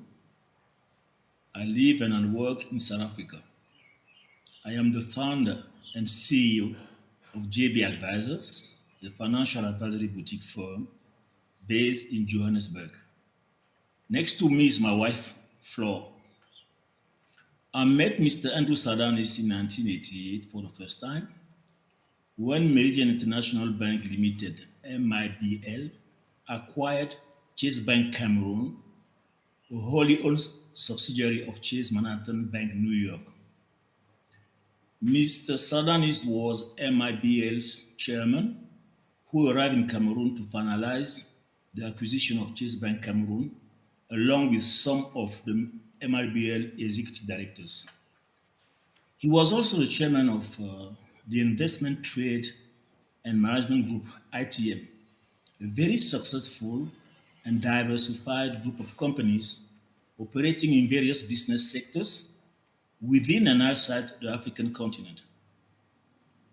Although being the chairman of two successful and sizable holding companies at the time, the first impression that immediately struck me was that he was humble, caring, and extremely good listener. When we first met, he made it as a point to personally explain to the MIBL Group's vision and strategy to the senior executives of Chase Bank Cameroon that we were. Because the Chase subsidiary was to be rebranded as Meridian Bank going forward. We had an open strategic meeting with him and with the other MIBL directors. We were in our early 30s or mid 30s for the oldest members of our group. Being aware that most of us had received extensive banking training from the Chase Manhattan Banking Group in New York, in core banking areas such as corporate and investment banking, operation, audit, or treasury, he was very interested in our thought processes and encouraged us to speak openly. I still remember, as if it was yesterday, after an animated discussion on strategic routes Meridian Bank had to follow in the local banking market, he called my name and calmly said, quote, "Jerome, as much as I get your points, I'm sure the Chase syndrome will pass and you guys will do well here." Indeed, he was right, as we finally understood and bought into the Pan-African vision he brought to us. We made a mental and strategic shift and successfully turned Chase Bank Cameroon from a niche player and an exclusive corporate banking institution into a fully fledged commercial banking operation serving our people as a whole. Mr. Sardanis' family believed in young talents and promoted them to leadership positions when the opportunity arose in all his various businesses. Following the acquisition of Bayer's subsidiaries in Africa in 1992, Meridian Cameroon had to merge with Bayer Cameroon to become Meridian Bayer Cameroon. Under his leadership as chairman of MIBL, I had the opportunity to rise through the ranks to become the deputy CEO of Meridian Bayer Cameroon, the fourth largest bank in the country, in charge of all banking operations in 1994. Such a move was not common in our local environment because of political pressures that would most of the time be exerted at board level when it came to such a level of appointment. The long-standing relationship and friendship that I have maintained with Stelios, his eldest son, gave me the opportunity to know his father at a very personal level. Having relocated to South Africa 20 years ago, I had countless occasions to sit at Mr. and Mrs. Sardanis' table at their Shaminuka retirement home in Zambia and really got to know the old man and the old lady. Stelios, his brother Ari, and I used to call the parents. I have enjoyed Andrew Sardanis' exceptional sense of humor as well as his numerous advices on all areas of life. Beyond the extensive knowledge and experience that he had gathered over the years while running business ventures across an extremely large spectrum of business sectors, I came to understand that Mr. Sardanis was an African. who spent most of his entire life in Africa at the forefront of the struggle for the emancipation of our people and our continent. I will never forget him telling me some years back that Africa will emancipate when Africans will freely make their own choices and decisions. And that it was extremely important for young people to understand and apply that motto in their everyday life. I finally wish to say that I have been blessed and fortunate to meet Mr. Andrew Sardanis, the old man, during the path of my career, and also wish to thank Mrs. Sardanis, the old lady, Stelios and Harry, for opening their home to me and my wife Flo, and subsequently to our children, Mice and Gail. May Andrew Sardanis rest in peace.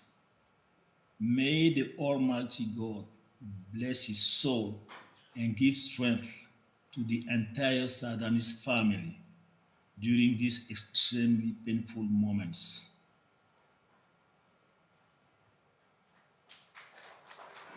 Her Majesty's Andre Kidel, formerly of the Treasury in the UK, the International Monetary Fund, the Commission of the European Union, and then Vice Chairman of SG Warburg International. I met Andrew in the middle of the 1980s in Abidjan in connection with the takeover of the BIAO. Alassane Ouattara, before he was president of Côte d'Ivoire, had asked me to find a buyer for the French banking network. He did not want the French to take it over and wanted somebody else.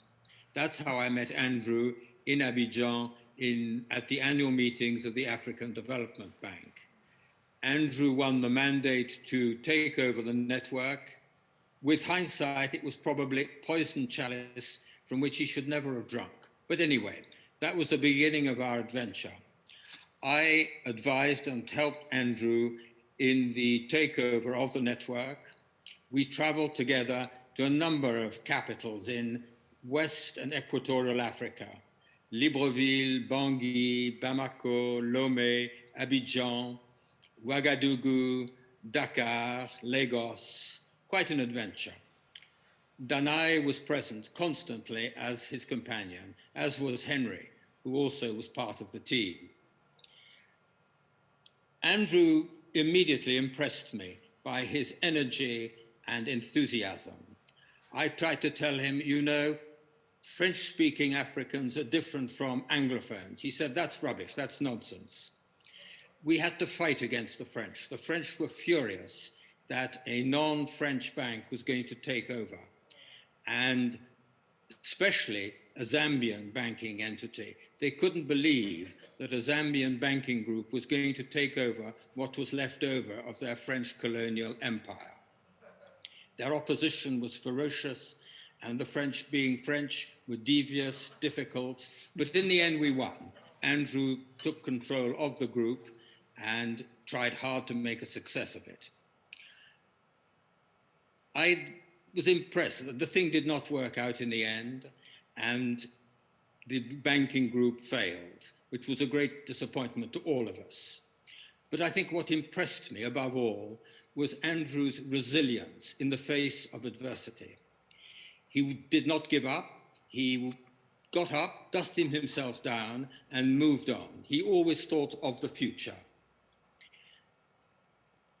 He reinvented himself, which was also very impressive, not just as a manager of a game park and running a very successful hotel group with the total commitment and help of Danai and Stelios. He also reinvented himself as a writer and wrote these fascinating, extremely well-written books about his involvement in the fight for independence for Zambia, and also his experiences, which were rich and varied in business life throughout the whole of the African continent. He was a man of immense generosity and welcoming to all of us. And perhaps at this stage, I'll hand over to my dear wife, Sarah, who also knew Andrew, Danai, and Stelios. So for me, the most important thing is that in Andrew, we've lost our dear generous, hospitable friend. All we ever had to say was, Andrew, can we come and spend Christmas with you, with our 4 sons and their partners and our 10 grandchildren? Sure, he would say. And sure was his trademark word, always enthusiastic about everything. Isn't Brexit a disaster? Sure. Isn't Boris Johnson an idiot? Sure. Always enthusiastic. But in addition, Andrew and Danai and Stelios have been the most supportive friends when it really mattered, in an hour of need. When our son was desperately ill and needed brain surgery, they opened their arms to us and invited us to Chaminuca for us all to recover from our ordeal. At the end of our visit, in the beautiful home that they had created, we felt totally supported and renewed. True friends are the ones who stand by when the going gets really tough, and that's something we'll never forget, and we will always thank Andrew for. One final word. Andrew never stood on ceremony. I tried hard over the years to persuade him to celebrate his important birthdays. He would have nothing of it. He said, this is all nonsense. And I somehow visualize him now sitting in heaven and looking down on us all and wondering what all this fuss is about. We miss him terribly and will continue to miss him. May he rest in peace.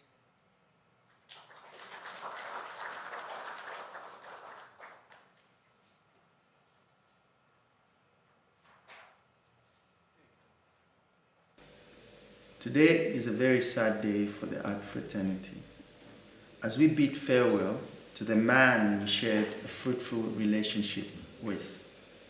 Our association with Mr. Sardanis as an art collector went beyond a simple creative engagement with the artist.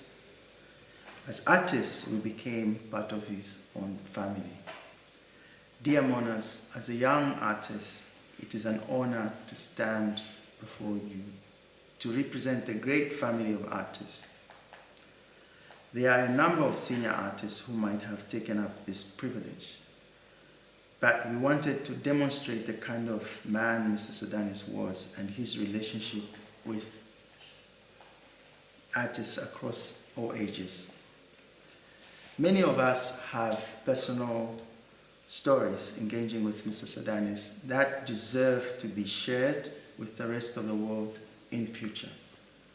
It is therefore a great honor for me to speak at the funeral of this great man who connected with so many artists' lives. And I thank my fellow artists for giving me this honor. Mr. and Mrs. Sardanis were passionate collectors of art. From the 1970s, they acquired over 700 pieces of art, now in the Chaminuca collection, thereby changing lives of many contemporary Zambian artists. From the outset, Mr. Sardanis associated with many Zambian artists, being instrumental in the beginning of their creative careers. Artists such as Petson Lombe and Henry Tayali became important international Zambian artists through his support. I am told in the early 1990s, one of our senior artists by the name of Remy Sichawe died far away in New York, and there was a need to repatriate his body to Zambia. Mr. Sardanis single-handedly covered the huge cost of repatriating the body back home. This is only one of the many examples of his love, not only for the arts, but for the artists as human beings. Quite a number of artists, like Flinto Chandia, who passed on in 2017, were loved and regarded as members of the Sardanis family. From his formative years on the Copper Belt, the Sardanises embraced Flinto and promoted his art. They commissioned him to erect one of the most significant art works in the country at the Meridian BIAO headquarters, now the Comesa complex. Mr. Sardanis supported a number of other influential artists, passed on or living, such as Godfrey Sethi, Patrick Mumba, and William Miko, who continue to impact young artists, scholars, through educational institutions. Mr. Sardanis was a beloved role model to many people from other walks of life, journalists, writers, entrepreneurs, bankers, and even politicians. As artists, the man we're bidding farewell to was a father, grandfather, a mentor, a valid critic, a rock to lean on, a reliable friend and advisor. I know it may sound as the usual cliche, but the vacuum he has left in our fraternity will be extremely hard to fill. We are forever grateful, and we will cherish the moment we spent together. I've heard it said that patience is a virtue. I think Zambians understand this more intuitively than Americans. Ask anyone in my family, or anyone who works at Chamanuca, and they will tell you that I'm not so patient, not so virtuous, at least not in the way of my grandfather, who long before age took hold of his body, slowed down, and found peace. Some know my grandfather as Andrew, or Enrico. Others know him as Shikulu, Bwana, the old man. To my brother and me, he's always just been Bapu. My whole life, Bapu's patience was something of a double-edged sword for me. In adolescence, when my grandparents would come to visit New York, I can still remember combing through the aisles of FAO Schwartz for hours upon hours, unable to make a decision about what toy I wanted. My dad would give up, maybe even Yaya, deny, would become annoyed, tell me to hurry up. But Bapu never rushed me. He held my hand as we walked past the Star Wars section for the 8th time and reassured me that everything was fine, that I should take my time. And just a few years ago, I can remember us arguing over my Zambian citizenship, my grandfather in the front seat of our Hilux telling me that things in Zambia take time and that it would all be fine in the end. I didn't believe him then, but of course he was right. He was always right. Many of us here knew him in precisely this manner, as a man who never said anything he didn't mean or hadn't thought through, a man who prided himself not on the ability to make a quick decision, but on his ability to make the right decision. He always allowed himself to sit with his thoughts. Yaya emailed me on Tuesday with a message that started out, "We have lost our pillar, our colossus, who loved you and your brother more than anything in the world." She went on to say that during the last few months, sitting on the wheelchair on the veranda, admiring his surroundings, he said so many times that he had no regrets in his life, which not many people can say. I think she is right on all counts. We have lost our pillar, our literal pillar, and there is no doubt that from here on, our foundation of our family will be tested. But much in the same way that we would be remiss to try to move on too quickly, I think we'd be equally remiss to become too sad, too devastated by our loss. I think of that image often, my grandparents seated on our veranda, watching the sun set over the lake. The image takes on many forms. My brother and I, young, my grandparents so full of life and vigor, and then other times me, older, seated with Bapu, quiet, absorbing his peaceful presence. In this world, and the speed that it's beginning to move, it has become incumbent on me, and I would implore everyone listening as well, to slow down, to sit alone without the phone, and to think, to allow yourself to put the pieces together without distraction. My grandfather was so thoughtful that for me, the mere act of thinking or sitting alone with my thoughts instantly reminds me of him. In that way, he will always be there with me at every juncture and obstacle, guiding me down the right path to the man that was my ultimate influence and inspiration. May you forever rest in peace. I love you, Babu.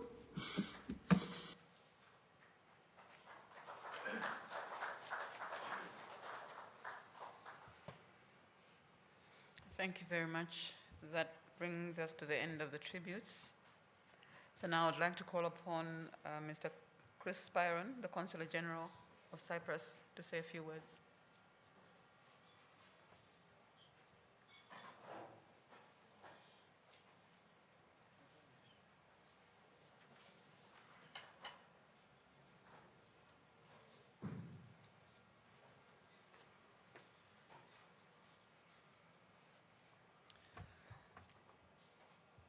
The most certain, the most inevitable and final destination of our journey through life is when we leave this world. A phenomenon that we understand too well and we've known all our lives. Whatever we may say, words alone are just never enough to help us through a difficult time like this. Nevertheless, on behalf of a small Cypriot community in Zambia and on my own behalf, I'd like to say a few words and pay tribute to Andrew. After all, Andrew's origins and roots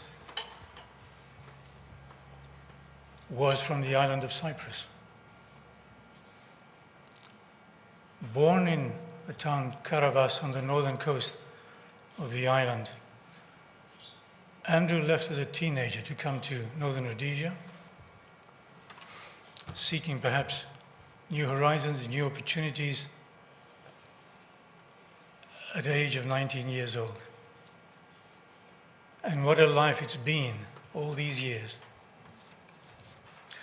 We stand here today to mourn the passing of Andriko, but also to acknowledge and celebrate the life of an exceptional man.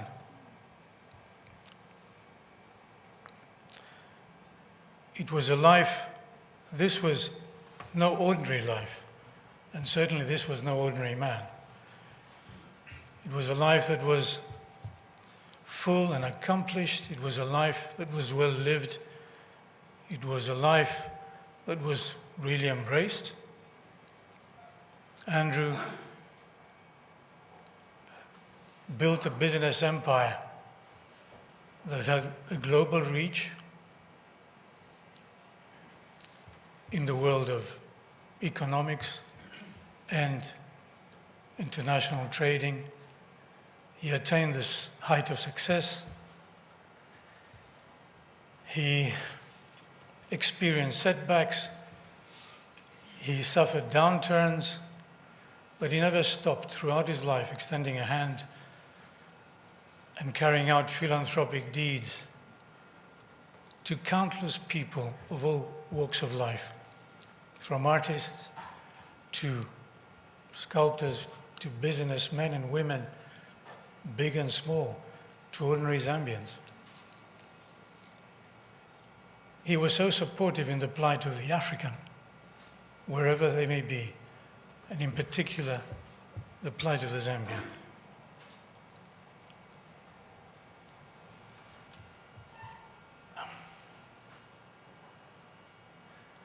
Without a doubt, the name Andrew Sardanis will go down in the history books of Zambia, not just as a freedom fighter, politician, philanthropist, patron, mentor, but as a young settler who cared, supported, and did more for Zambians and for Zambia than any other foreigner who came to this country. He was, without a doubt, far more a Zambian at heart than he was Cypriot. He was also supportive in the liberation struggle of South Africa for years before 1994. So much so that in appreciation and acknowledgement, the late Nelson Mandela invited Andrew and I to join him in the presidential party when he took the oath of office at the Union Buildings in 1994.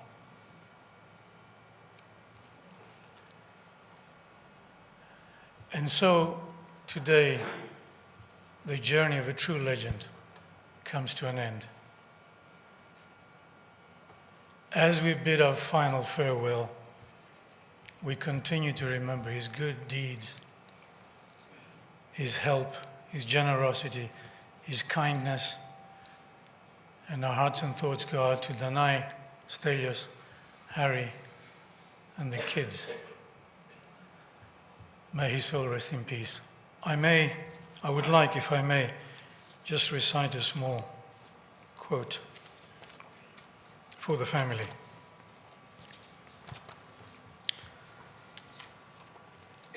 Weep not for me, though I am gone into that gentle night. Grieve if you will, but not for long, upon my soul's sweet flight. I am at peace, my soul's at rest. There is no need for tears, for with your love I was so blessed for all those many years. There is no pain, I suffer not, the fear now all is gone. Put now these things out of your thoughts, in your memory I live on. Remember not my fight for breath, remember not the strife.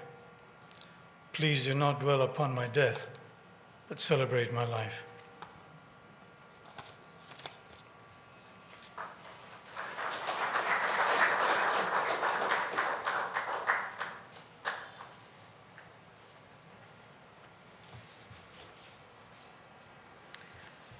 Thank you very much, Mr. Spiron. I'd like to call upon Clive Shamana, who will read some remarks from Mr. Stelios Sardanis.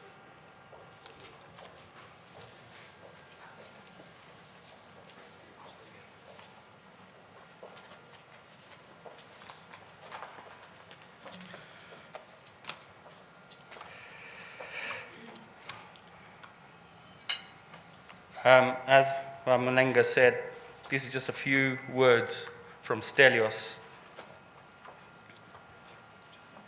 I stand before you as a son very much in grief. I lost my father on Sunday morning. Against the backdrop of the COVID-19 pandemic, the family's immediate instinct was to have a small and limited service. But within minutes of his passing, we were overwhelmed by the number and volume of messages of condolence that we received. There were messages sent directly to me and the family, as well as messages and tributes posted on the internet and on social media. Although we are dealing with our own grief, it was clear that we were not the only ones grieving and mourning my father's death. As you can imagine, during the course of an 89-year life and a 70-year career in business, he had forged partnerships, friendships, and created the deepest of relationships with so many of you. And it became clear that we needed to include you all in the mourning process. With the restrictions placed on us by COVID-19, it was clear that we'd not be able to give my father the send-off that he really deserved. As such, we decided that in due course, after the pandemic, they will organize with many of you a celebration of his life. We put this service together to give you an insight into his life, and it has included messages and memories from some of the people that were close to him during his journey in Zambia, and in Africa. I hope that this will keep the flame alive until the celebration. And please accept our deep felt apologies if we've left anyone or anything out. Despite being a giant, he did not compromise on his commitment to me as a father. But for the sake of brevity, I will not go into the details of our relationship, but I will share with you some of the pearls of wisdom he gave me.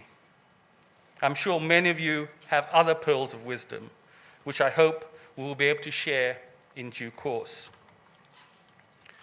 On race, equality and integration are prerequisites and essential to human dignity. On productivity, do today what you can achieve today. Never put it off until tomorrow. The more you sleep, the less you live. In adversity, remember the world will not come to an end today. In business, one's business model is flawed when it does not cater to the indigenous. On materialism, do not work simply for material gain. Do what you feel and think is right. You will see the rest will just fall into place. On customs, customs may constitute the treasury of our social heritage, but they must be reviewed constantly and critically. When customs have remained beyond their useful life, they should be discarded. They impede the advancement and development. On personal dignity, don't ever do anything that you know that you will regret. It can never be reversed. On friendship, true friendship comes when the silence between two people is comfortable. And on loyalty, it must be sincere, and it requires dedication. I believe that he lived by these principles. Before he died, he said to us, "I have no regrets. I would do it all over again." For me, he was so much more than just a father.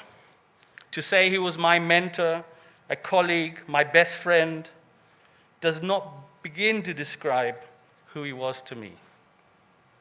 I'll miss you, Daddy, more than you ever can imagine.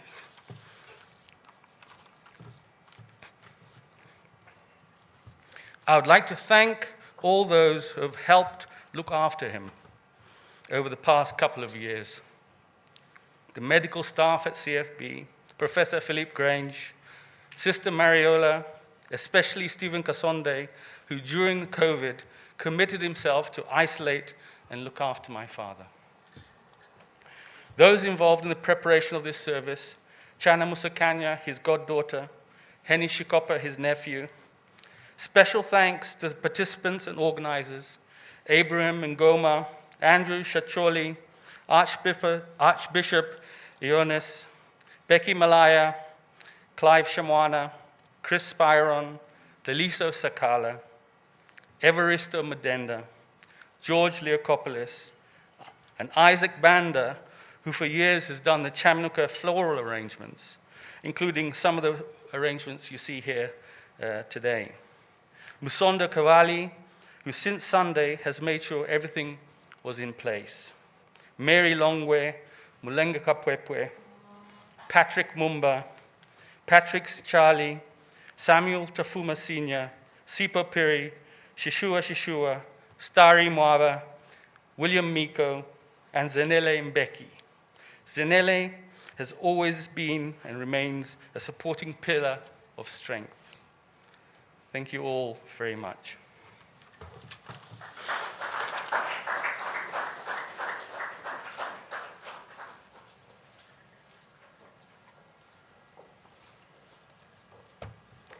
Thank you very much. We've come to the end of the tributes.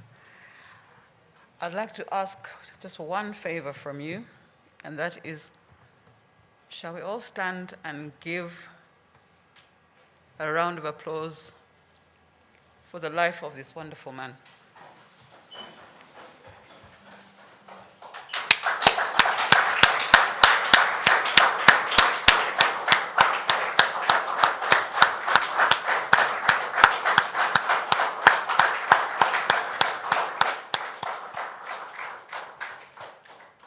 Thank you. That is how we show appreciation. I'd like to ask now His Eminence the Archbishop of Zambia, Ioannis, to do the final prayer. Final prayer before we go into the body viewing.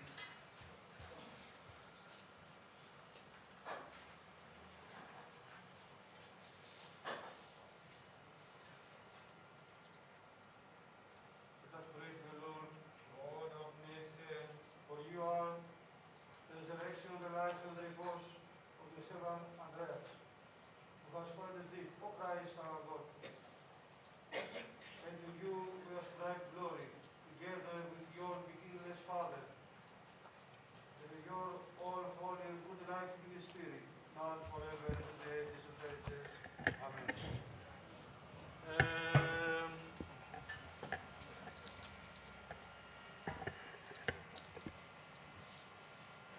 Του Κυρίου η γη και το πλήρωμα αυτής, οι που μένει και πάντες οι κατοικούντες εν αυτή, γη και εις γη να πελεύσουν. The earth is fullness of all. The Lord, as the man is created, to the earth you shall return. Thus it does, and for the fullness of all.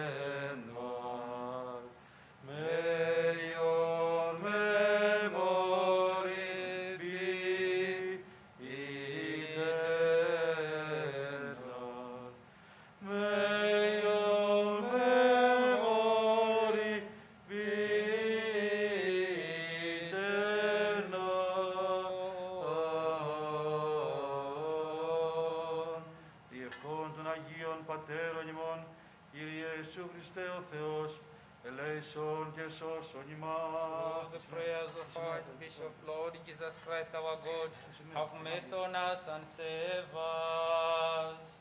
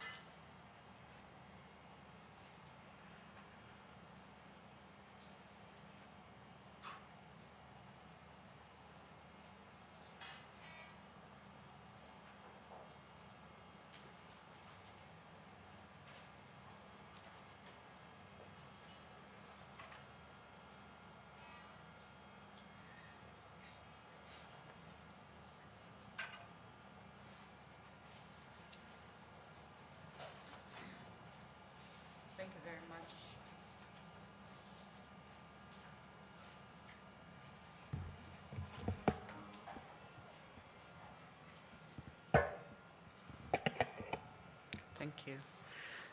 Thank you very much. We will now proceed to the body viewing. I know that the family already had their time and their moment, so perhaps they could go to the next room while the body viewing commences in here.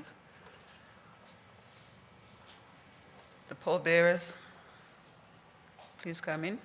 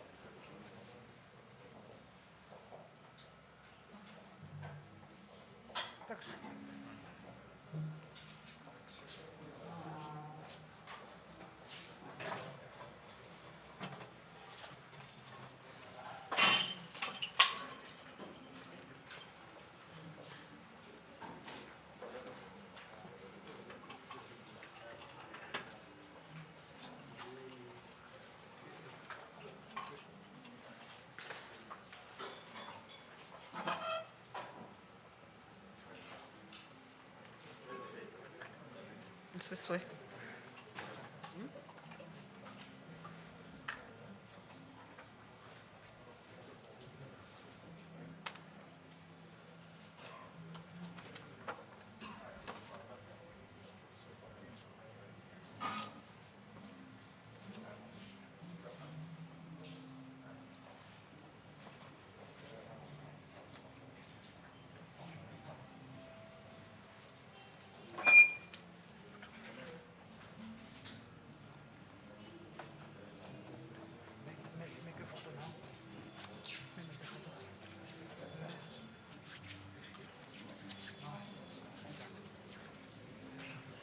Excuse me.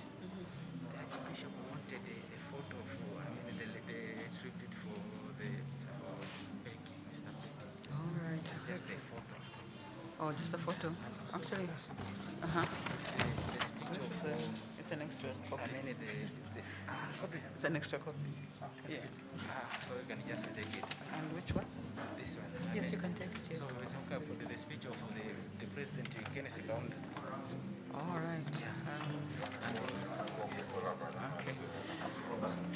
So we may begin row by row. We may proceed to the front and view the body and then go. From here we go to the crematorium. You may walk if you want, or you may drive there. But straight from here we'll go to the crematorium.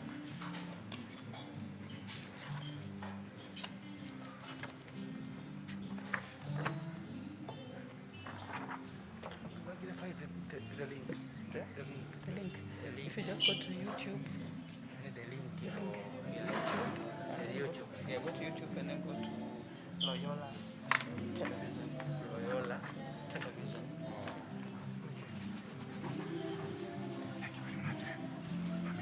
Thank you very much. Thank you. Thank you very much. It was.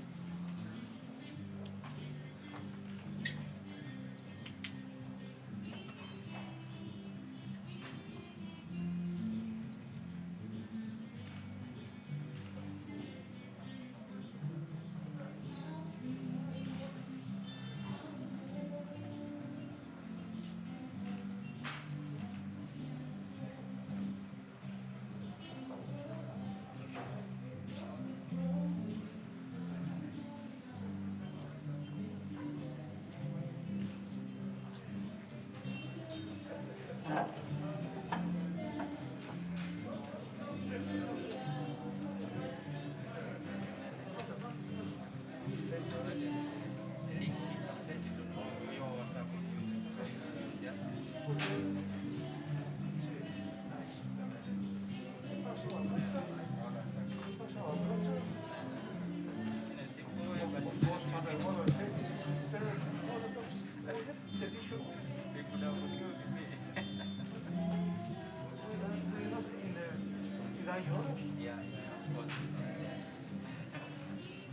with people and they have to balance. Yeah, that's true.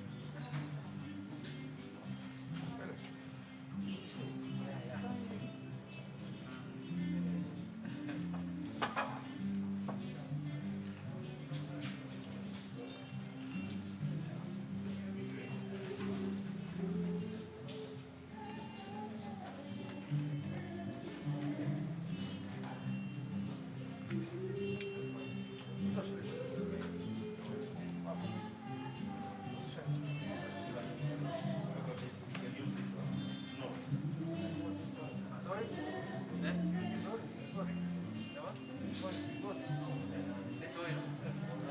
Yes, it's good, but from the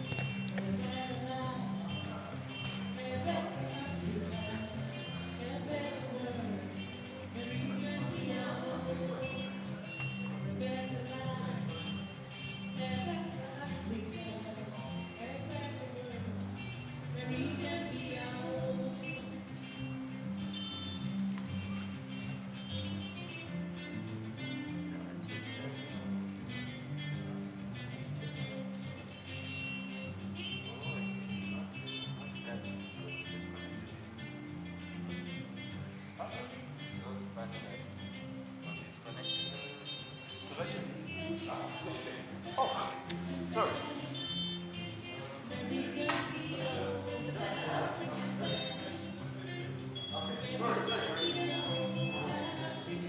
Is that not clear?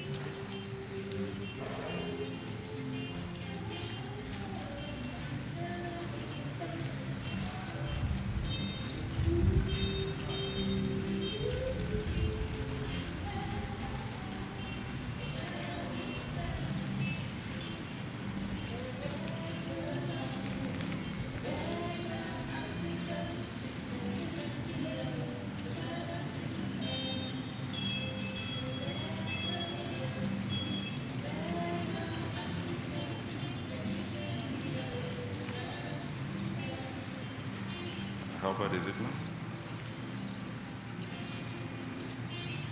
Completely?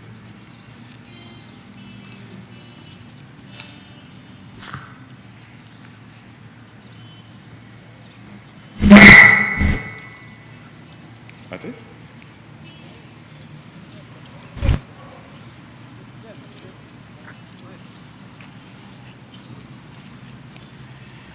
You can remove bring the tan, the terra deck.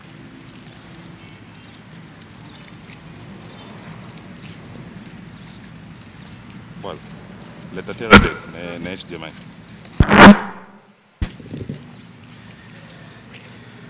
Bring the terra deck and the HDMI.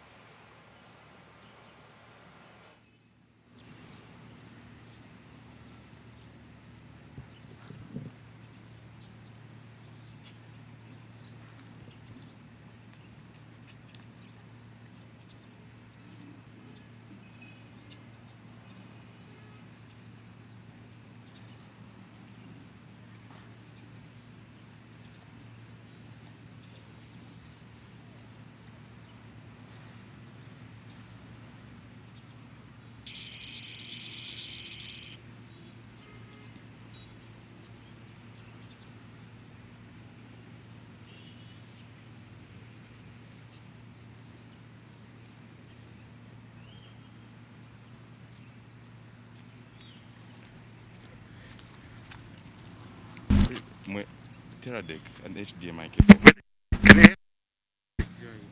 The Terra deck and HDMI. Terra deck and HDMI. Hurry up.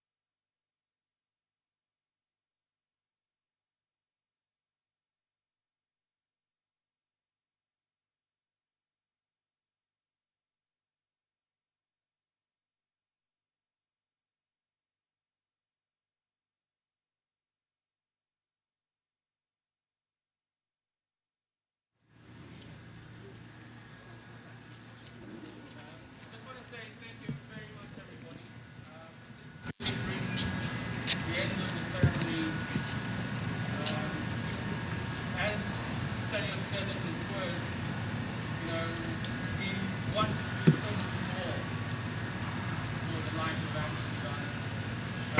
But that celebration is still to come. So please do keep the flame alive until we have a chance to celebrate it. I certainly have heard, speaking to a few people, you know, those stories that we heard should be told in schools, should be told everywhere, and I think we are very bad. And so we're so fortunate that Andrew did write the books that he did, and there are so many people that let's tell those stories. So thank you very much again. Keep the flame alive, and we look forward to celebrating life and at a post-pandemic time. Thank you very much indeed. We don't go the same. Thank you very much.